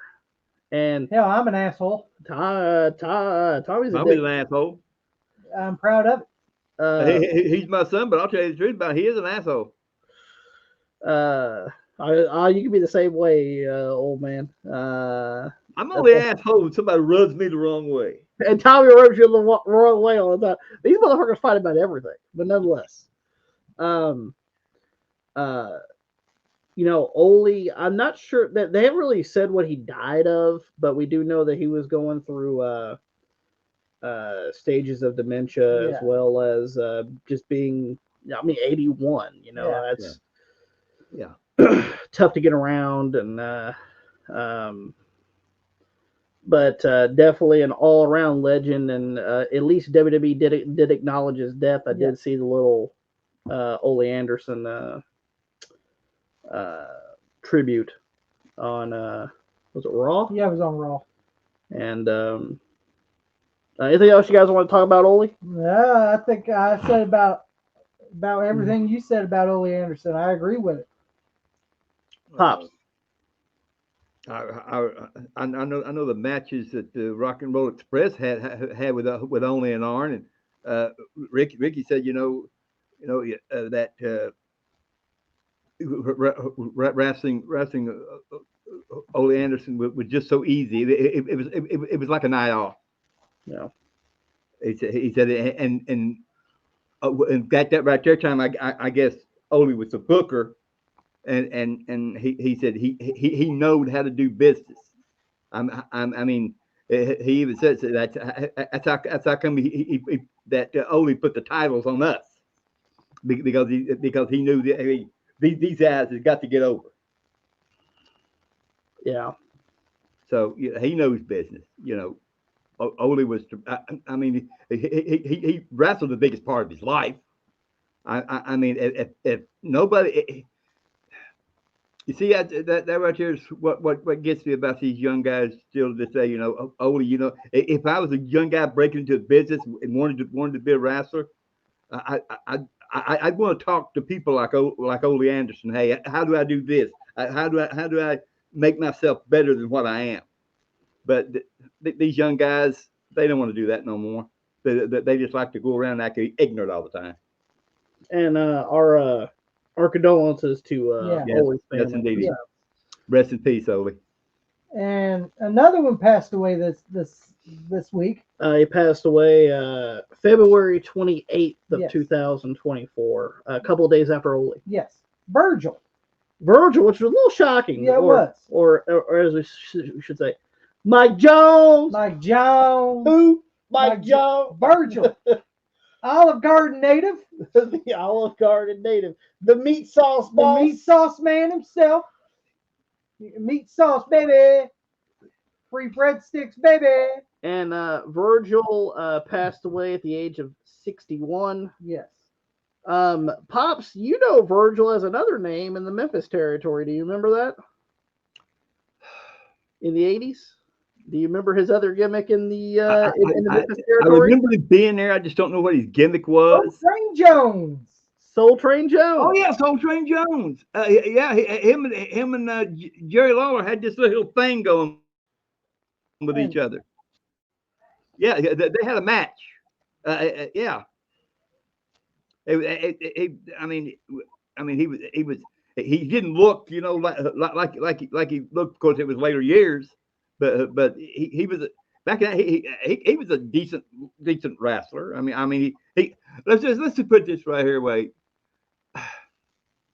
he could work if there was somebody in there that can work with him. Virgil, of course, was the bodyguard for the $1 Million Man, Ted DiBiase. Ted DiBiase. Yeah, Ted DiBiase. Or Ted Ted DiBiase. And of course, Skandor Akbar. And of course, you got the Lonely Virgil memes. The Lonely Virgil memes. And Virgil didn't give two fucks. I'm sorry. I mean, don't get me wrong. I know Virgil sucked, but I love Virgil. I'm sorry. He was funny. Yeah. And then he was Vincent in WCW. Then it was Curly Bill. A part of the West Texas right, Curly Bill, baby. Curly Bill. And Virgil was Virgil to me was a character. But again, he got real popular when he broke away from Ted DiBiase. Yeah. I mean, he soared when he broke away from Ted DiBiase. At that Royal Rumble in 1991. That right there was what it was all made for to do anyway, to boost him up. When he broke away from Ted DiBiase at that Royal Rumble 91, the crowd popped. And when he won the $1 Million Championship, when he won the $1 Million title, yeah. And here's the thing, Virgil, it's sad that he passed away, but that's making me want to dedicate him and have some Olive Garden. Virgil's probably they should have an award at every Olive Garden. That's right. The meat sauce boss. The meat sauce boss. Put the goddamn fucking plaque up there, and put meat sauce boss. Put Virgil eating some Olive Garden up there. Now don't get me wrong. I mean, Virgil, most of his career was a jobber. Yeah. But I always liked Virgil too. I don't have anything against jobbers. I support the jobbers because I've said this before and I'll say it again. The jobbers is the one that takes care of the money makers. That is given that you take care of the money makers, then you're going to get money from them, and that's what it was all about. Like me and Tommy got to see him, in the WWF as with the $1 Million Man. Yep. Not only that, just him transferring into the boxer, the boxer shorts. Yeah, it said Virgil. Yeah. It says Virgil on them. And then he went to the straps. I actually have the Virgil. You have that Virgil. I actually have the Virgil Hasbro. He did have one of the worst matches with nails, but you can't blame Virgil for that. You can't blame Virgil for that one. I call that the infamous choke match. Yeah, the infamous choke match. Literally. Do it, Thomas. Do it. Do nails. Fuck you, nails. Pretty much just job mostly on WWF television. Went to WCW, got a deal for WCW, which was surprising.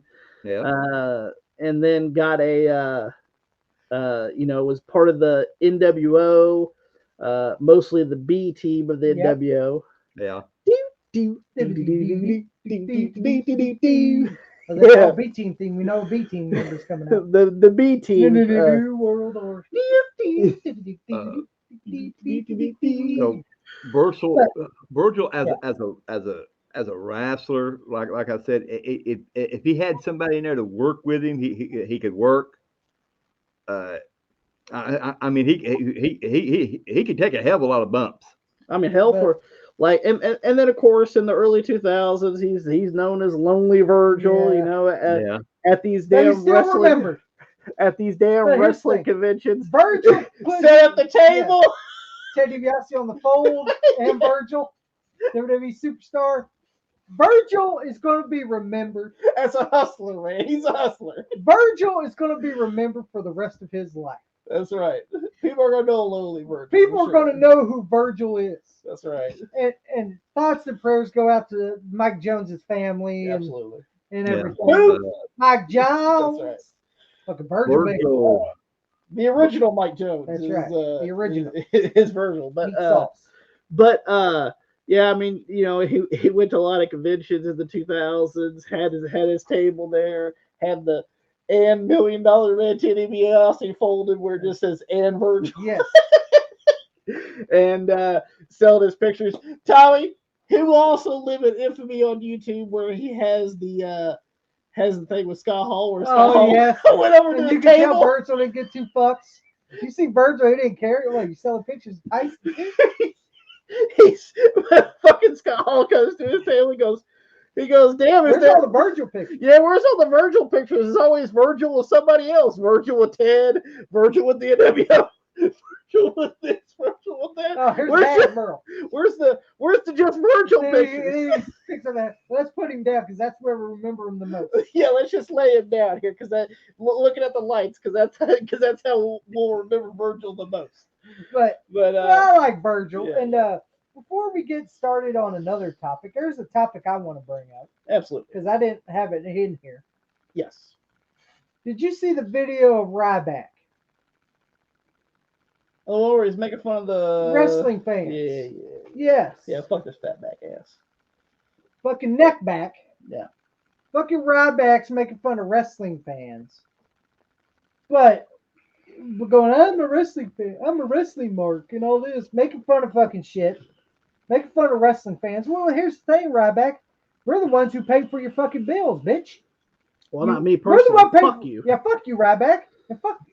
I didn't pay to see that fucker. Hey, let me do a little parody for Ryback since he did a little parody for wrestling fans. Can I do a little parody? Hold on. We'll get you full. Yeah, I want full fucking view on this. All right, Ryback. You want to make fun of fucking wrestling fans, you bald-headed fucking chickle-tooth fuck? Listen here. I'm Ryback. I eat in cars. I'm Ryback. I have no job. Hey, I'm Ryback. I got to get former porn stars to get any views. I'm Ryback. I eat ruffles on camera. I'm Ryback. I'm selling my protein I'm powder selling my protein powder at feedmemore.s that nobody buys. that nobody buys. I'm Ryback. I sign sports cards.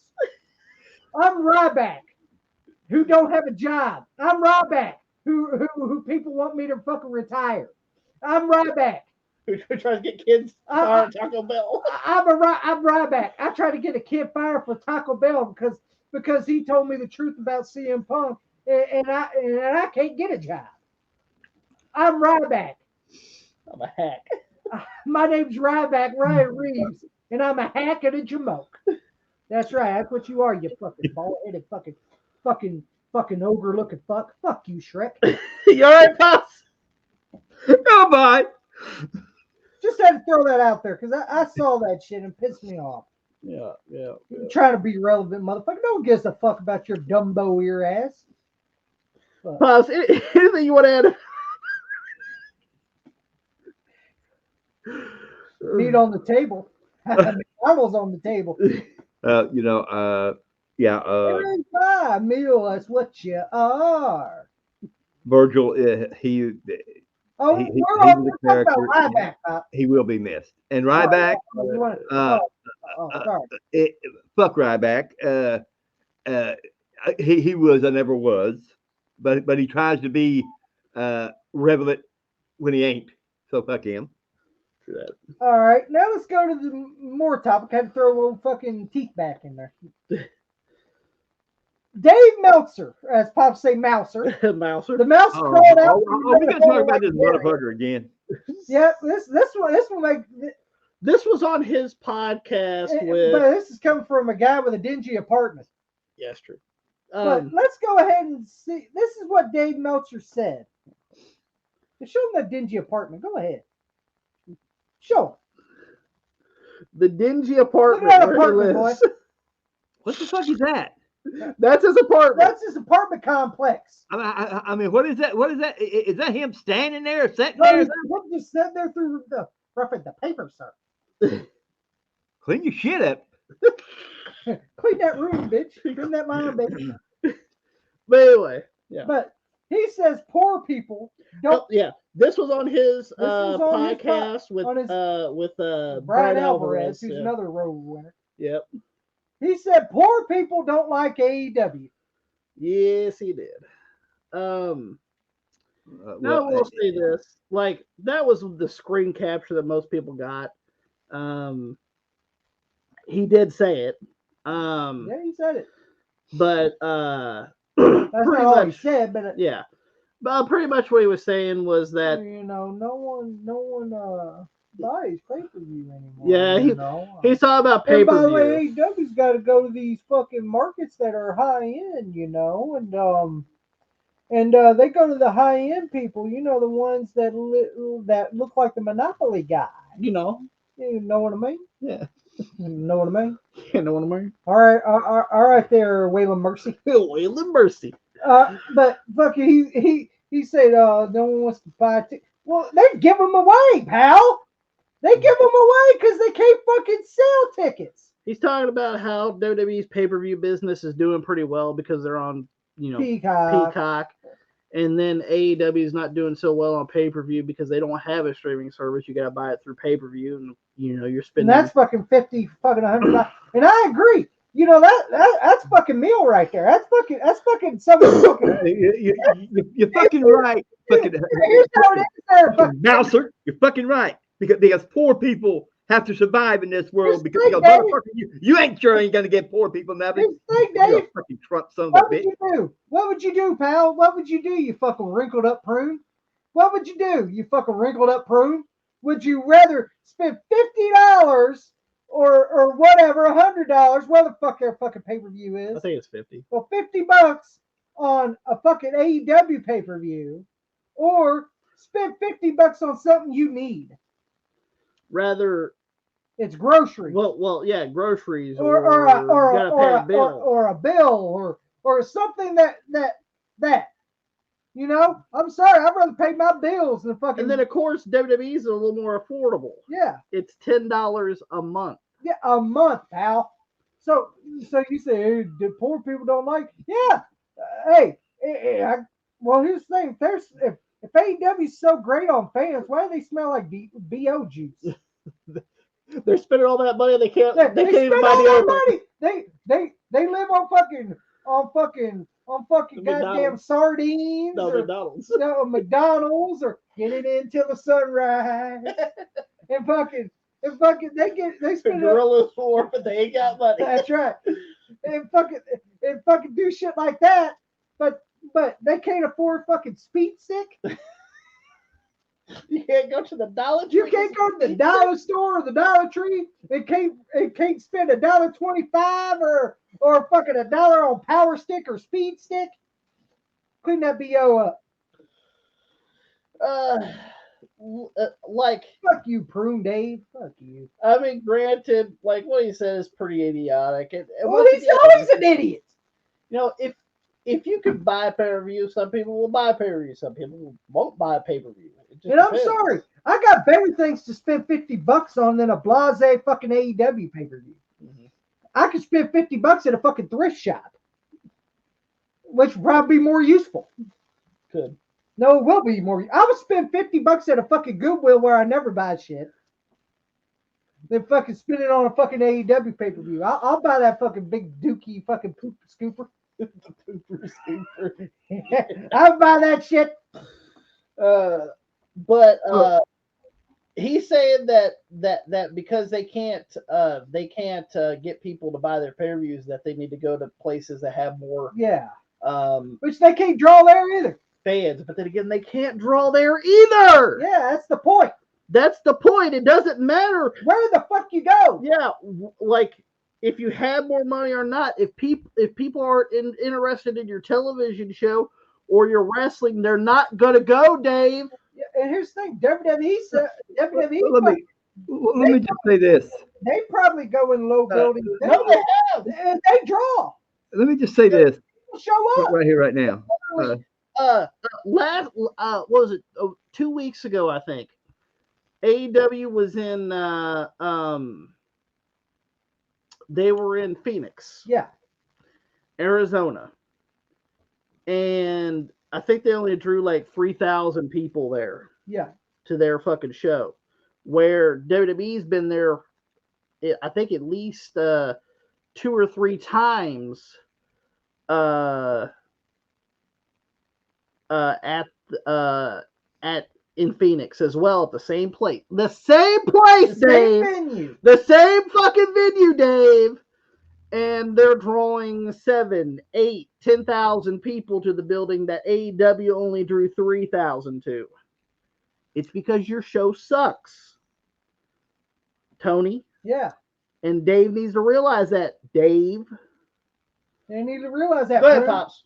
Now, here's the thing. See, in my opinion, you see, Dave, mouse motherfucker, because you look like a fucking mouse to me. Put you in a fucking mouse trap. Yeah, zoom in on Pops on this. Here's what's wrong. Here's what it is. If you wasn't fucking massaging fucking Tony Khan's balls, you wouldn't be making money either, motherfucker. You'd be poor just like me. You fucking poor lick motherfucker. Fuck you, Dave Meltzer. I'd like to meet your fucking ass somewhere. Hey, watch what you say. I got in trouble for that shit. You're licking his fucking nuts. That's how you got money. Okay? Now let's go to the next topic. All right, Pops, you done with that one? You son of a bitch. All right, let's go to the next topic. Yes. Former New Japan Pro Wrestling star Tama Tonga Yes. reportedly set to join the WWE. And this is the nephew of Haku. And granted, he is he's technically the nephew, but he's also adoptive father of Haku as well. So I don't know, it's a little funny there, but the way it is, technically part of the bloodline, Yep. if you want to be technical about it. Trained by the Dudley Boys, Ricky Santana, Haku, Jado, and Carl Anderson. Um, the only thing that I'm a little concerned about is he's 41. Yes. His age. He's like, don't get me wrong, 41's not old. No, it's not old, but it's a little bit under the tooth. It's very under the tooth for somebody that's going to be coming into the WWE. Like, some people think ageism on fucking on LA Knight, Yeah. for crying out loud, and He's in his 30s. and he's in his late 30s, and people are saying that he's fucking too old to fucking be in the WWE. Yeah, he's 41. Oh, he's 41 now, but like when he started in WWE, he was like 39 Yeah, or he's something 39, like that. yeah. So it's a little different that he's actually over 40 already, and he hasn't came to the WWE. Yeah. But what are they gonna do with him though? If I had to choose, I'll put him with the bloodline. Think so? Yeah. And he could be another henchman like Solo. Okay. You know? He could be like Solo's partner. yeah, or Solo's partner, like they could be a tag team. I was thinking Solo and Jimmy could team up, but they ain't doing that. They're not really doing No, that. they ain't doing that. But I think they could bring him in as a henchman, just like with Solo. Mm-hmm. You know, they could be the fucking muscle of the goddamn fucking bloodline. Pops Toma Tonga. No, And don't- please do like Haku. Sleep go. heel. but he is part of that dynasty. Technically, yes. Yeah. He is. So, but here's the point: put him with a bloodline. I think I'm just going to be honest. I'm going to say it right now. They're running that bloodline pretty thin to me. Well, I mean, I'm not sure how much it's gonna last past WrestleMania. Yeah, we don't know how long it's gonna last till WrestleMania. But you have to put him with I understand you have to put him with some people that is gonna try to get him over. Mm-hmm. So Tommy's right. The only thing that I would figure that he would fit in would be the bloodline, though. Because they are part of the dynasty and everything. Once again, you can't just bring him in at his age and just think that people are gonna. No, he has to be. He has to be with. And once again, he has to be Tony Khan right here. Me and you, brother. Tony Khan.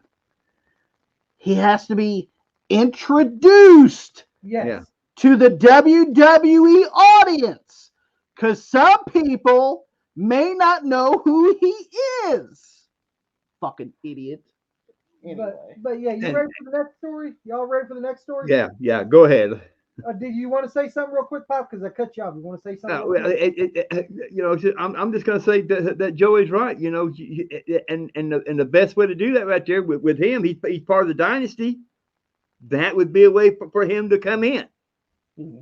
Yeah.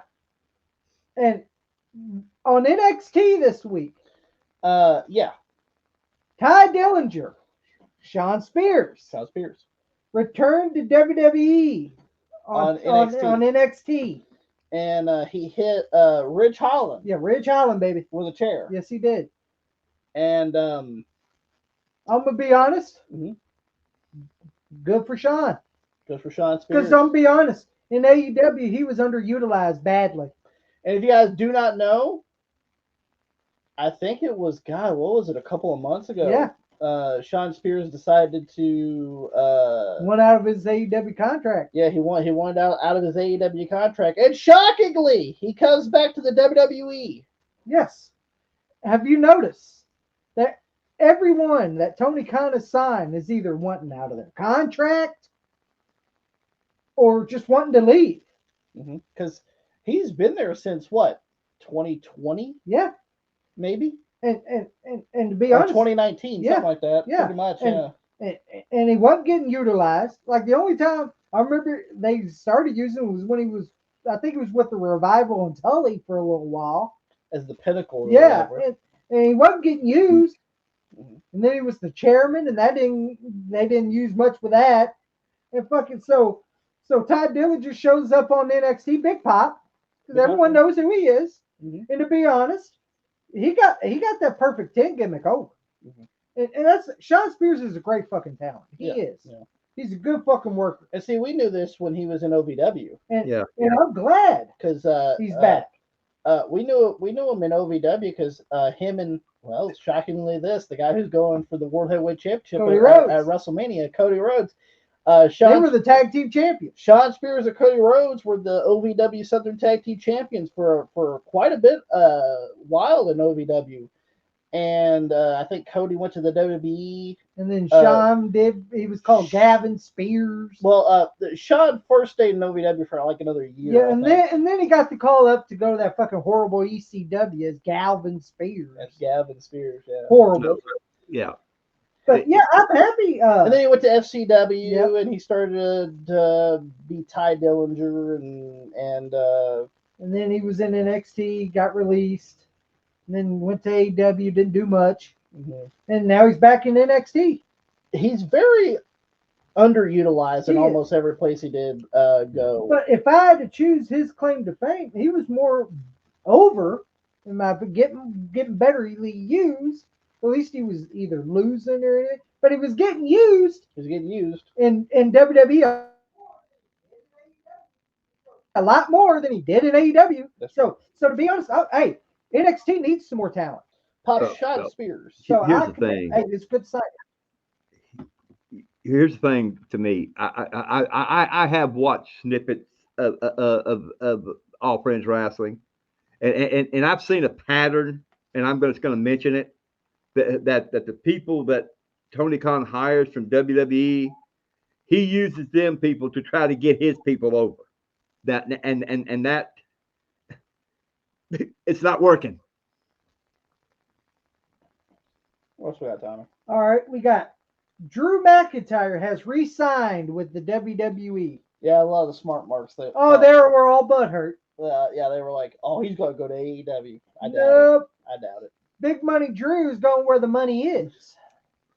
And at least they're using him in somewhat. He's of in a main spot, event yeah. spot right now. Yeah, he's in a main. You think WWE's gonna let him go? Hell no. Fuck no. Well, you see, he has seen. I guess he's here. I better resign with them because if I go to All Friends Wrestling, they're just going to use me to advance.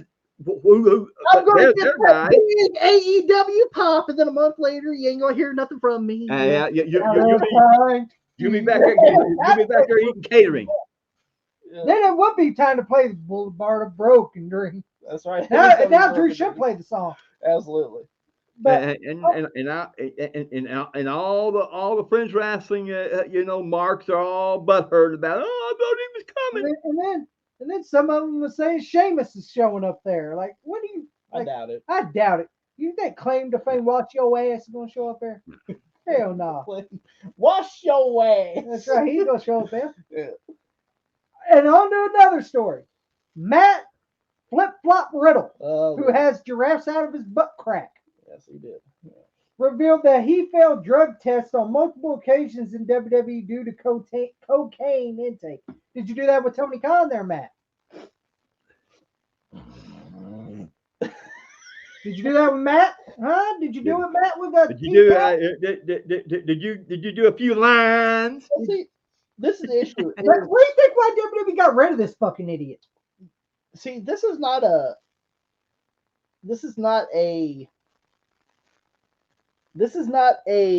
like a new thing. Listen, Yes. Matt Riddle couldn't even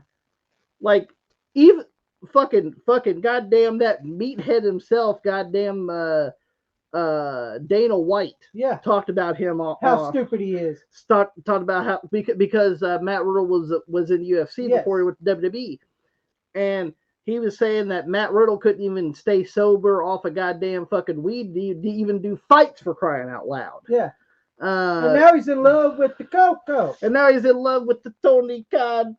He's in love with the Coco. Yeah. I got it from the Lolo. I got it from the TK.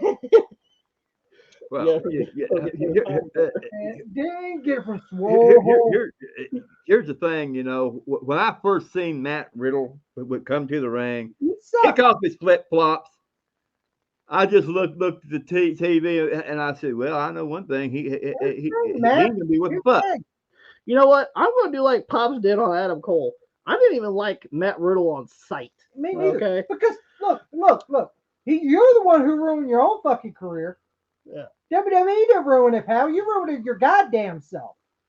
So if you want to put the blame on somebody, put the blame on your long hair self, you fucking. See, the trouble of it is, you didn't get off the weed. You couldn't lay off the weed, and you couldn't lay off the weed. You couldn't lay off the cocoa, and you paint your toenails like a bitch. How you like that? And your fingernails, bitch. And here's the thing. Porn stars too, by the way. Here's the thing. See, the WWE cut you breaks.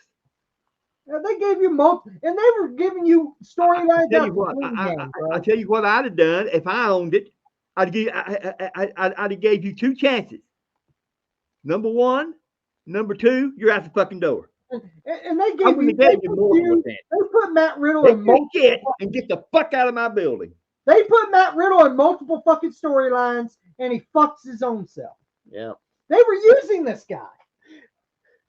What do you think they got scooters in Japan? And Oscar goes, huh? Oscar goes, yeah, they got pooter scooters. They got scooters. You know what? See you later. Fuck you, Matt Riddle. You cost your own fucking job. And I felt sorry for Randy Orton have to carry your fucking worthless ass. Do you know he won some New Japan belt that nobody cares? Who cares? Who cares? Yeah, that's like him working in MLW. Who cares? Who cares? Fuck MLW too. What we got, Jay? All right, last but not least. Oh, thank goodness. Thank God.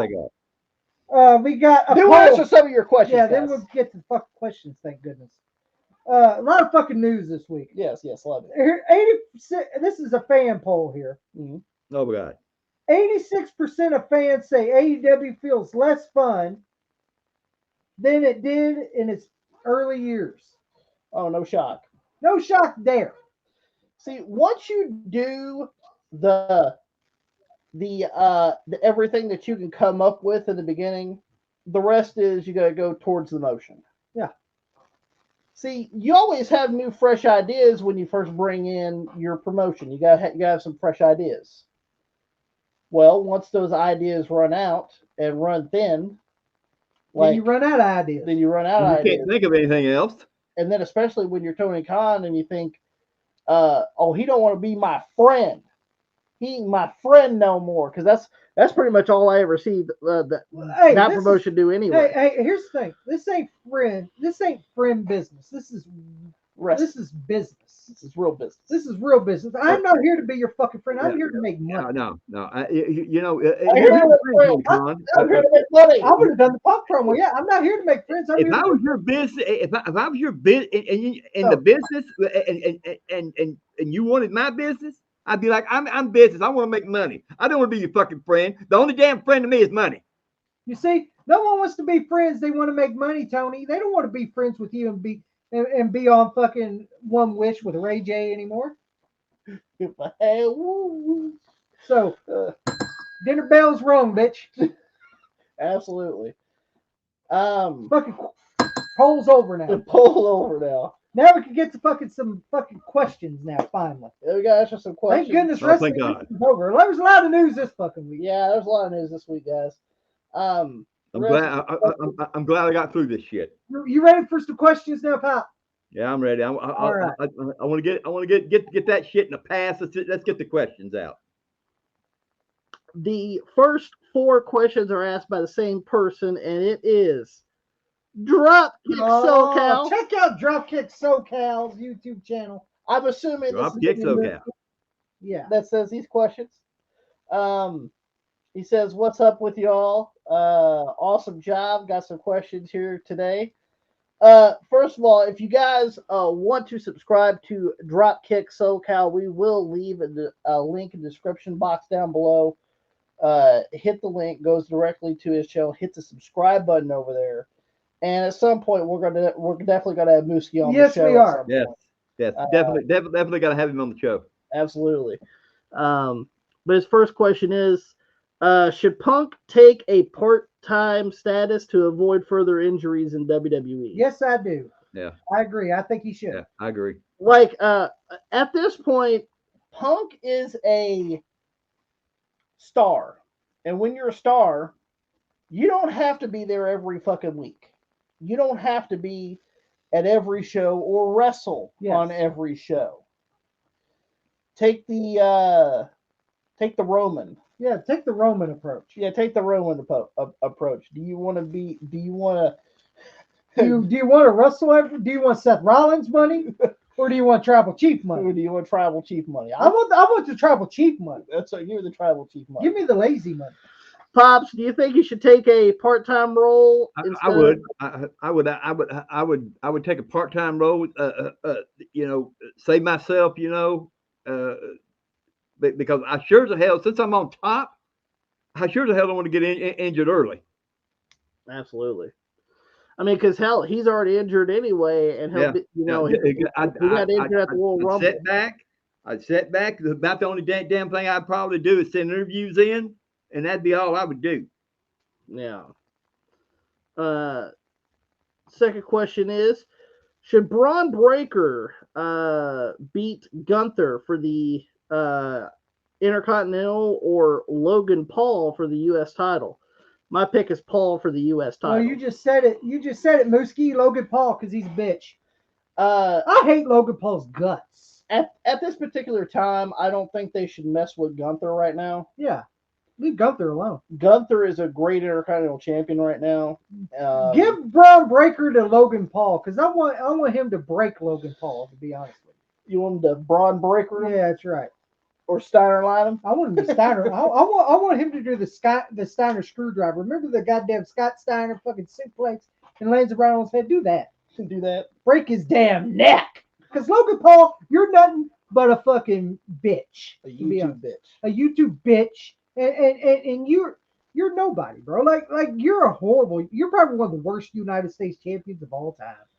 Listen, I don't really get Logan Paul, to be honest with you. I don't get the appeal. I don't either. Like, who gives a fuck that you're a celebrity, dude? Your brother Jake's a bitch too. He fights has-beens or never wases or fucking former football players, basketball players. He never fights or old retired boxers. Mm-hmm. Let me know when you face a real fucking guy. Well, you see, here's the reason why he blew up is because once again, we know, I don't want to talk about the guy. We all know who he is. He's also the one that Logan Paul is also the one that contributes to the basement dwellers. So that's how he blew up so good. You see, when you tribute your base to the basement dwellers, oh, they're going to raise you up, all right. You're going to get high. Logan Paul, I'd rather do what I'm doing right now because I like what I'm doing. I don't need no basement dweller to beat off on me. Thank you very much. I'm done with Logan Paul. I just don't understand the appeal of him. I never really liked his YouTube content. I never liked him when he showed up in WWE either. I didn't like him in WWE. I didn't like anything. I don't like anything with anything. Paul in your prime sucks too, by the way. And in fairness, I did try it at one point, and it was gross. By the way, I didn't like it. Yeah, I actually poured out the rest of it. Yeah, he did. He poured it out. Because when I'm at work, I like to try different drinks sometimes to see if there's something out there I might like. And I drunk it. I took like 2 drinks. I was like, this is gross. Okay. The thing I want to know is keep it brief. Is he trained for wrestling? I mean, did somebody train him? Yes. Yeah. He got trained at the Performance Center. Of course, the performance. So he got trained. What he got trained for a guy that's been in business for about a year. Is that what it was? I think over a year actually. I think he was trained by Okay, Miley and them.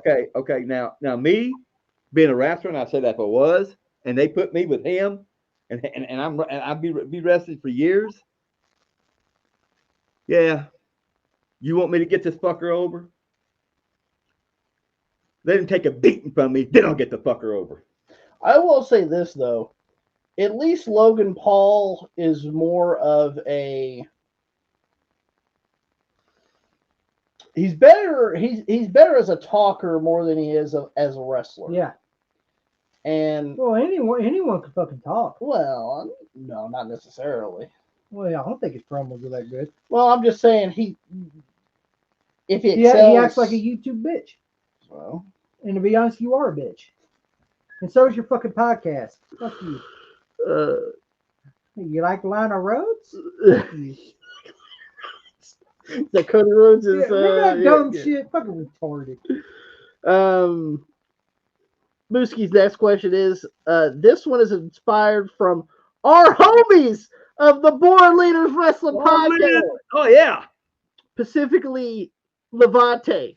Levante.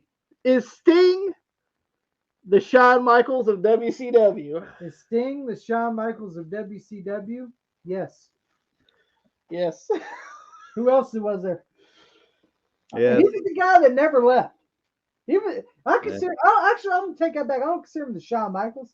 I consider him the Undertaker. He never left. He was the last. He's not Shawn Michaels. He's the Undertaker because he never left WCW. I might put him as Shawn Michaels for this reason. Eventually, Sting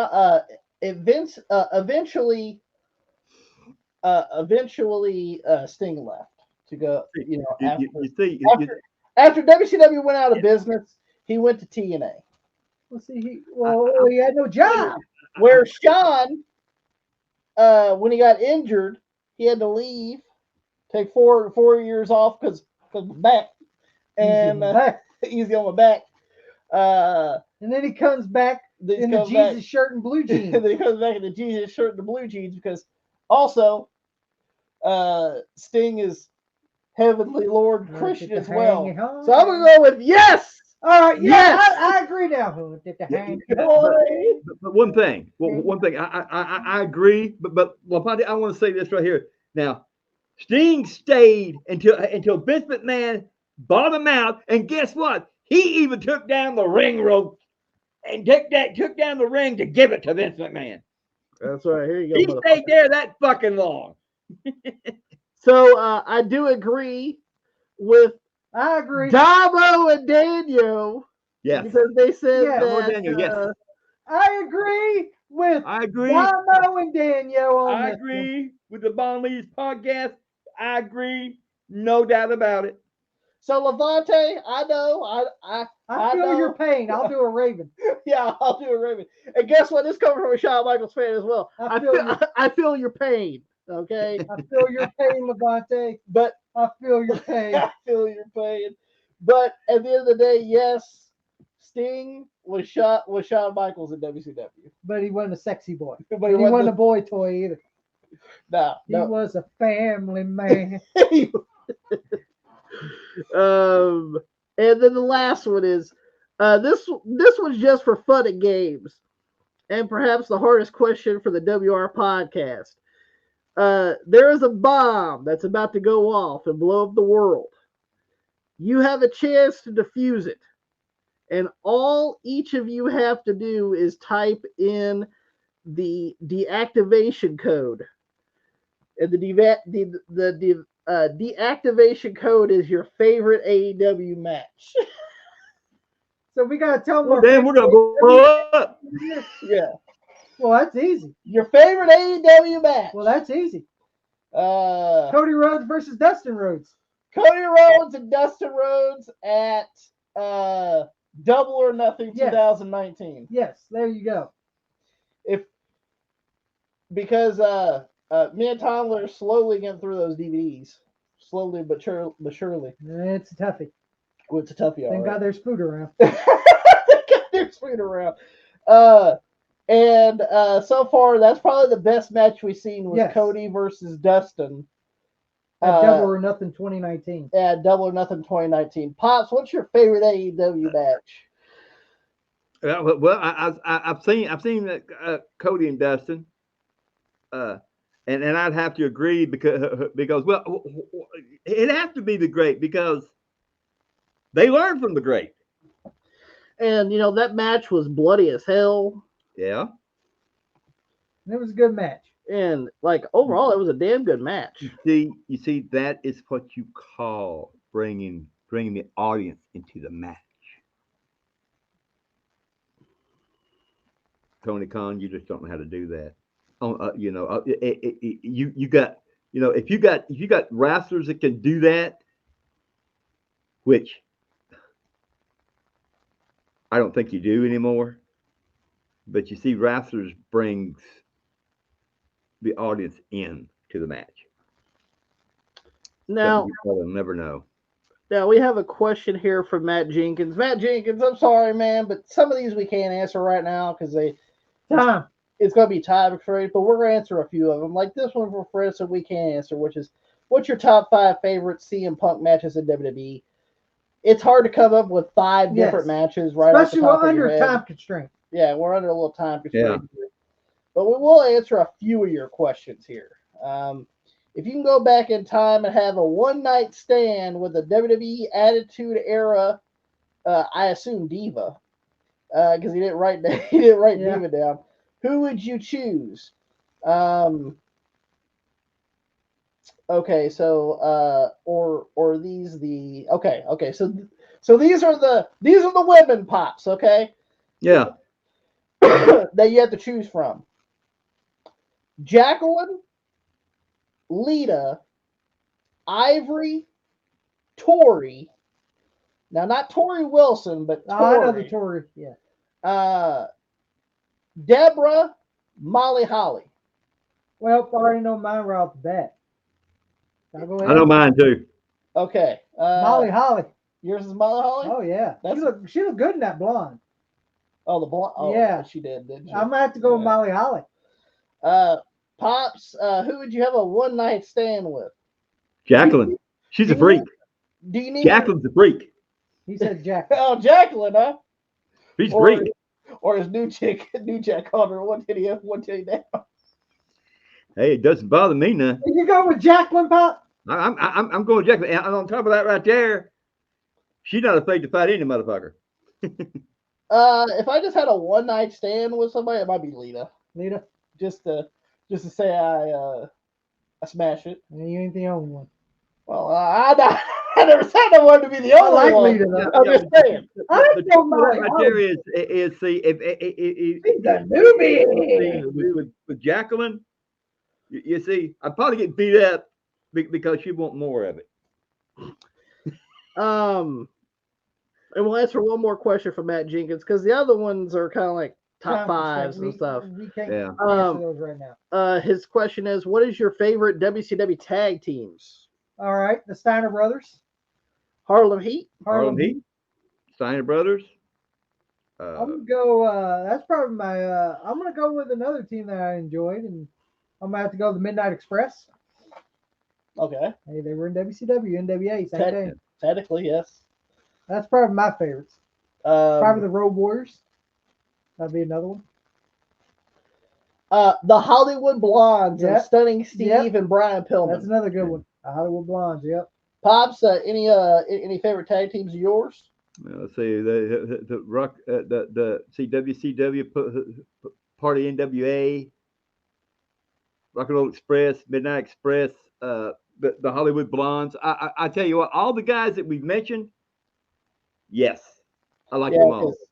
Like when I think about WCW tag teams, I think about all those teams. The Steiners definitely come up for sure. Harlem Heat definitely comes up for sure. Harlem Heat. The Road Warriors, somewhat. that's mostly Jim Crockett for me, mostly. Yeah. I'm still counting them. But they are part of that there. Jason Peck wrote in and said that I just think y'all do a great job on your videos, and I think y'all do a great job on the videos. Uh, do you guys think you might be able to do a best in history of the USWA? Maybe, Maybe sometime, yeah. maybe. Maybe. Um, Mhm. right now we're kind of in a time crunch. Not on this video, Yeah. just in a time crunch on some other videos Yeah. we got put Yeah. out. Because as you guys know, we're doing. We do two podcasts, guys, in podcast form. We do the WR podcast, and we also do the OVW Wrestling Television podcast, where we watch the OVW shows Yeah. and review them. And by the way, you'll actually hear the interviews on those if you Yes. guys ever check those out too. We also post the interviews on the show as well. So let's see if we have any other questions we can sit here and do here. Sports Talk with Austin 2002, which by the way is the one who won the Yes. WWE Hope you're Survivor Series. enjoying Survivor Series 2023 DVD there, Sports Talk with Austin. He won it, and he actually wrote me and said that he got it and everything, and he appreciates Good. it. Oh, yeah. Well, Austin, we appreciate you for being a subscriber. Yeah. Yes. Sure do.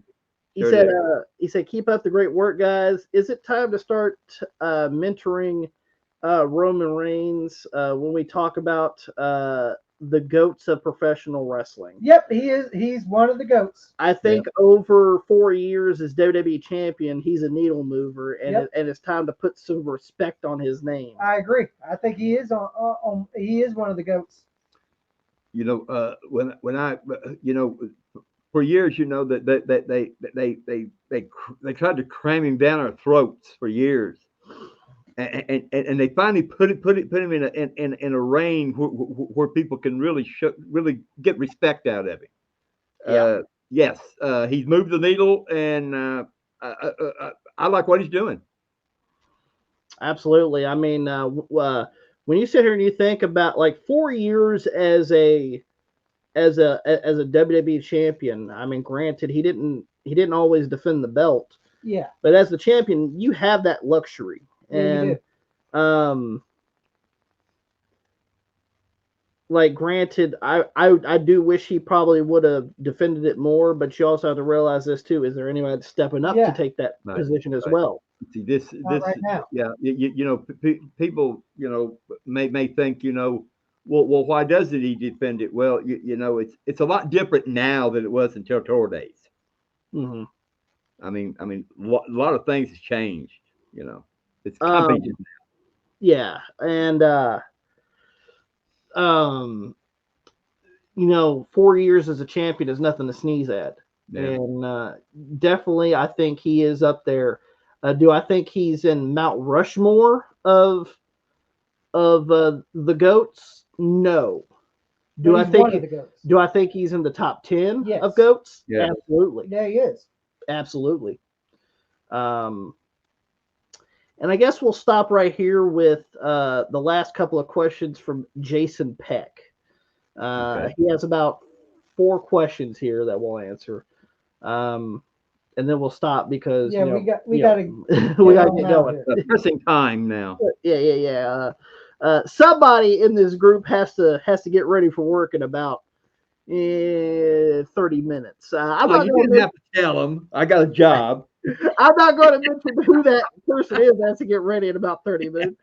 You can go ahead in the comments and tell us who has to get ready in about 30 minutes, okay?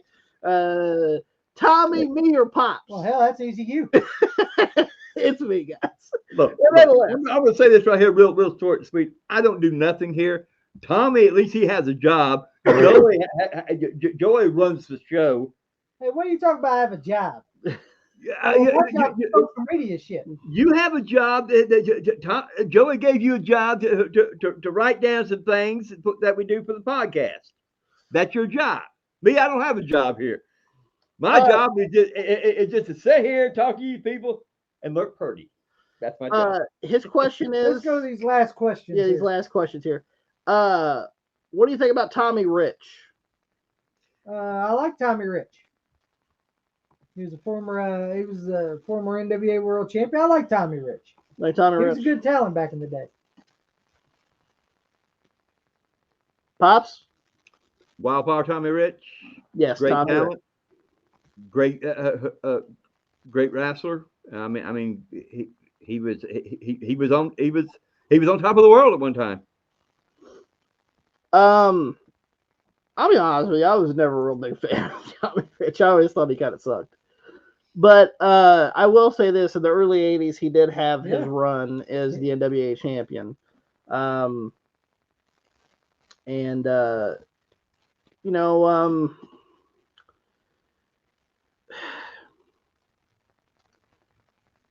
even though it didn't last long, Yeah.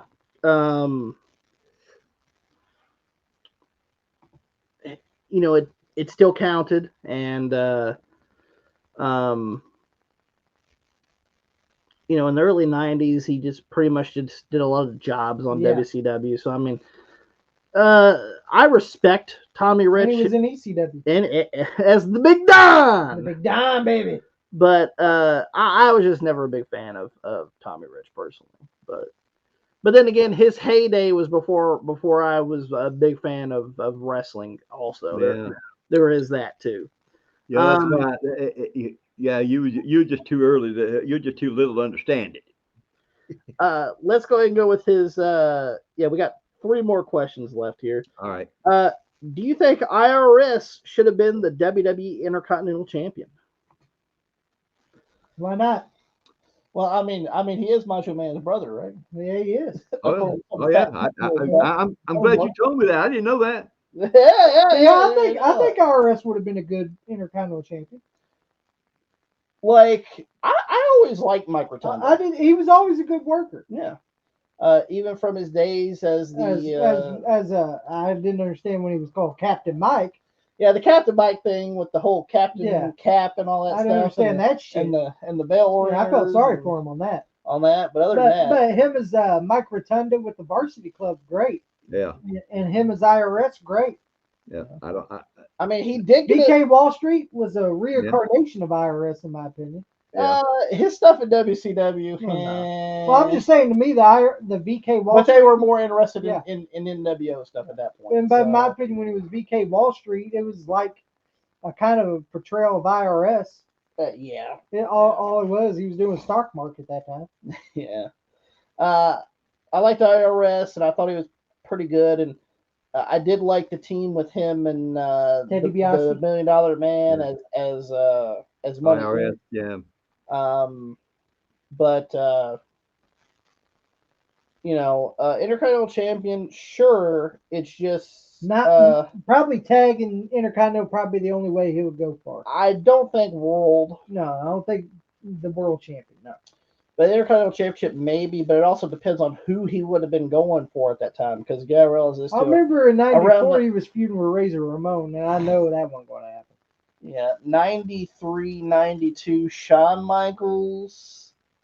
He's Bret Hart. Maybe Bret Hart, maybe, but Shawn Michaels was a heel at that time. So Mr. Perfect. Mr. Perfect, maybe, yeah. I mean, granted, I will say this. I guess I'd rather see them as Intercontinental Champion more than IRS, but I still like IRS, though. But it is what it is. Yeah. Yeah, during that time, I don't know where he...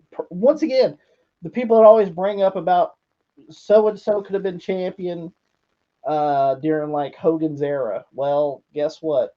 Hogan was ruling the roost at that time. Yeah. There's nobody else that was going to trump Hogan. See, what they don't understand is, even in wrestling, it was politics. And there's also a time and a place. Yeah. Yeah. And I don't think that there's a real time and a place that IRS could have been. I agree. The time wasn't well. Everybody back, they was already set in their place. Mm-hmm. And that's just the way it was. Why do you think Colorado Kid never really got at a higher level? Now, you guys know Colorado Kid? Yeah, I know Colorado Kid. He wrestled as Mark Capella as a dark matches with Worldwide. I remember Colorado Kid, and the reason, no personality. And also, he had. He did beat Jerry Long for the USWA title. We should mention he was in the USWA for He was. a big part of his career. But here's the he had no personality. So if you guys don't know a lot about USWA, then you Yeah. guys might not know who he is. Yeah. But I'll we tell you right know now, who he is. Yeah. Yeah. He just had no personality. Very, very bland. Bland. Very bland. I'm sorry, but Very bland. he had the personality of a rock. Yes, he did. He was bland. Couldn't cut promos good. He was No, just bland. no. But inside the ring, he was decent. And yeah, he was a decent wrestler. Yeah. Yeah, he was decent inside that ring. It's just when he come out to do promos, he just wasn't no good on the mic as a wrestler. Now, if you had somebody to do the talking for him back in that day, he'd probably been turned out all right. But you guys go check out some matches from the Colorado Kid. Yeah. If you guys don't know who he is, definitely check him out for sure. Yeah. And you'll probably see where we see he's a little bland. Yeah. And we'll go with the last question asked by Jason Peck. What did you think of the tag team of Jamie Noble and Kid Cash? A deserved tag team title run? Well, if they would have had the tag team title run, they had one. You know, they took on Paul London and Brian Kendrick. That would have been the only chance. Yeah. Because remember, that was during that time that Paul London and Brian Kendrick were holding on to fucking tag titles. team titles for a fucking year. Yeah, for like a fucking year. I'm gonna be honest. I thought Paul London and Brian Kendrick was not a good tag team. I thought they were overrated. Yeah, and a lot of people Personally. say they're good. I know. I don't see it. I don't see it either. I've never seen it. I didn't I'm see the Horsemen, the Horsemen's I asses. didn't see the appeal of Paul London and Brian Kendrick. Yeah. And every time when they were taking on whoever they were taking on, I was going with the other fucking team every goddamn time. And this is in is this 06 or 07? Yeah, 06, 07, yeah. And this they were tag team champions for a fucking year. They beat fucking Eminem, who actually did better as tag team champions than what Paul London and Brian Kendrick did. Absolutely. And they had to lose to them. If you guys don't know, Jamie Noble and Kid Cash they were called the Pit Bulls. They were called the Pit Bulls. And I enjoyed that too because they were a tough, rugged. They were cruiserweights, but they were tough, rugged cruiserweight tag team. Well, Paul and Brian Kendrick were cruiserweights. They were tag champs. See, yes, they were small guys, but you also got to realize this too: the way that they wrestled. They didn't wrestle like cruiserweights. They didn't wrestle like cruiserweights. They wrestled like fucking. They were ground and pounders during this time, and that's why I enjoyed fucking the Pit Bulls, Jamie Noble and Kid Cash as a team. Mm-hmm. I always thought they were a good tag when team. they lost to Brian Kendrick, I was like, oh, they're holding them for another fucking year, huh? Do. Fuck your thing. You never liked Paul London, have you? I never liked Brian Kendrick either. He's a moron too. Like at least I liked. I like Brian Kendrick until I found out how big of a moron he is. Yeah, he's one of those. I used to like Brian Kendrick until I found out how big of a moron he is. Yeah, he's one of those conspiracy theory guys. We know Pops likes to watch them conspiracy theory guys. Well, I think they're fucking stupid. You know, I mean, fuck the conspiracy theory. Tell the fucking truth, motherfucker. But guys, but hang on. So let's wrap it up. It's gonna be wrap this up. We're gonna wrap this up for you guys. Time to ring the bell. Because it is over, and that's it for this episode 29 of the WR podcast. You know, I have to get ready here in about 15 minutes or so, but because I have to go to my fucking job, unfortunately.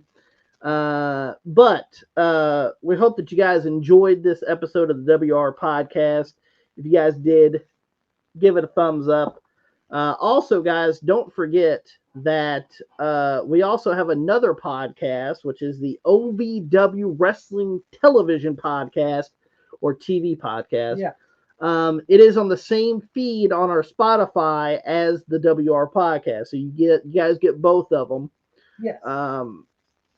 When you don't have to go to another channel on Spotify to get it. It's gonna come out on the WR podcasting. And I want to end the feed. outro. I got a good good outro for us. Okay. Whenever you're done here. And go support us on there as well. If you guys, because most people watch us on YouTube, Yeah. but if you guys just want to listen to us on on your phone, if you guys want to listen to us, Or you could do like Joey, who don't give a fuck about his job, put his headphones in and listen to a podcast. That's what I do at my job, guys. Most of the time, I've listened to a podcast on my phone most of the time. If you guys have a job that you guys are lucky that you guys can listen to a podcast, listen to us on Spotify. Yes. You can listen to the WR podcast as well as the OVW television podcast, and we also play the interviews. Yes, we do. From the OVW television show on the podcast, so you guys can actually hear the interview for your own self, as well as we got some big videos coming up, guys, for sure. Right here on the YouTube feed. If you guys want to watch the video portion of the WR podcast or the OVW television podcast, you guys can watch us on YouTube. And pretty much make you guys thumbs up the videos, thumbs up the feeds on Spotify if you guys watch or listen on there. Make sure you guys hit the subscribe button on our YouTube channel. If you guys want to follow us on Twitter, on X, you guys can. The link for that will be in the description box below, as well as our Instagram. And if you want to follow me and Joey on Instagram, it'll be down there also. It'll be down in the description box below as well. If you guys want to follow me and Tommy on Instagram, that's actually where you'll see some clips. Yes. You might see clips of the show. You might see clips from other people's shows, maybe the Born Leaders Wrestling Podcast. Yep. You guys will also see some. I know recently we did an OVW television show podcast, and some of the and old WWF footage was on there, and yeah. There was a commercial for Freedom Hall SmackDown that was going to be in Louisville in 1999. That's on Tommy's Instagram. And also the Attitude Era Bears commercial. Yeah, the WWF Attitude Era Bears commercials out there on Tommy's Instagram. If you guys want to check that out. As well as the old lady coming out to flash his theme, which is fucking hilarious. America, fuck yeah. America, fuck yeah. Pops, anything you want to add to this? Anything you want to add before we wrap it up? Are we wrapping it up? You want to wrap it up? Wrap it up. All right, here we go. We are Wrestling Rampage, and guess what? Nobody does it better.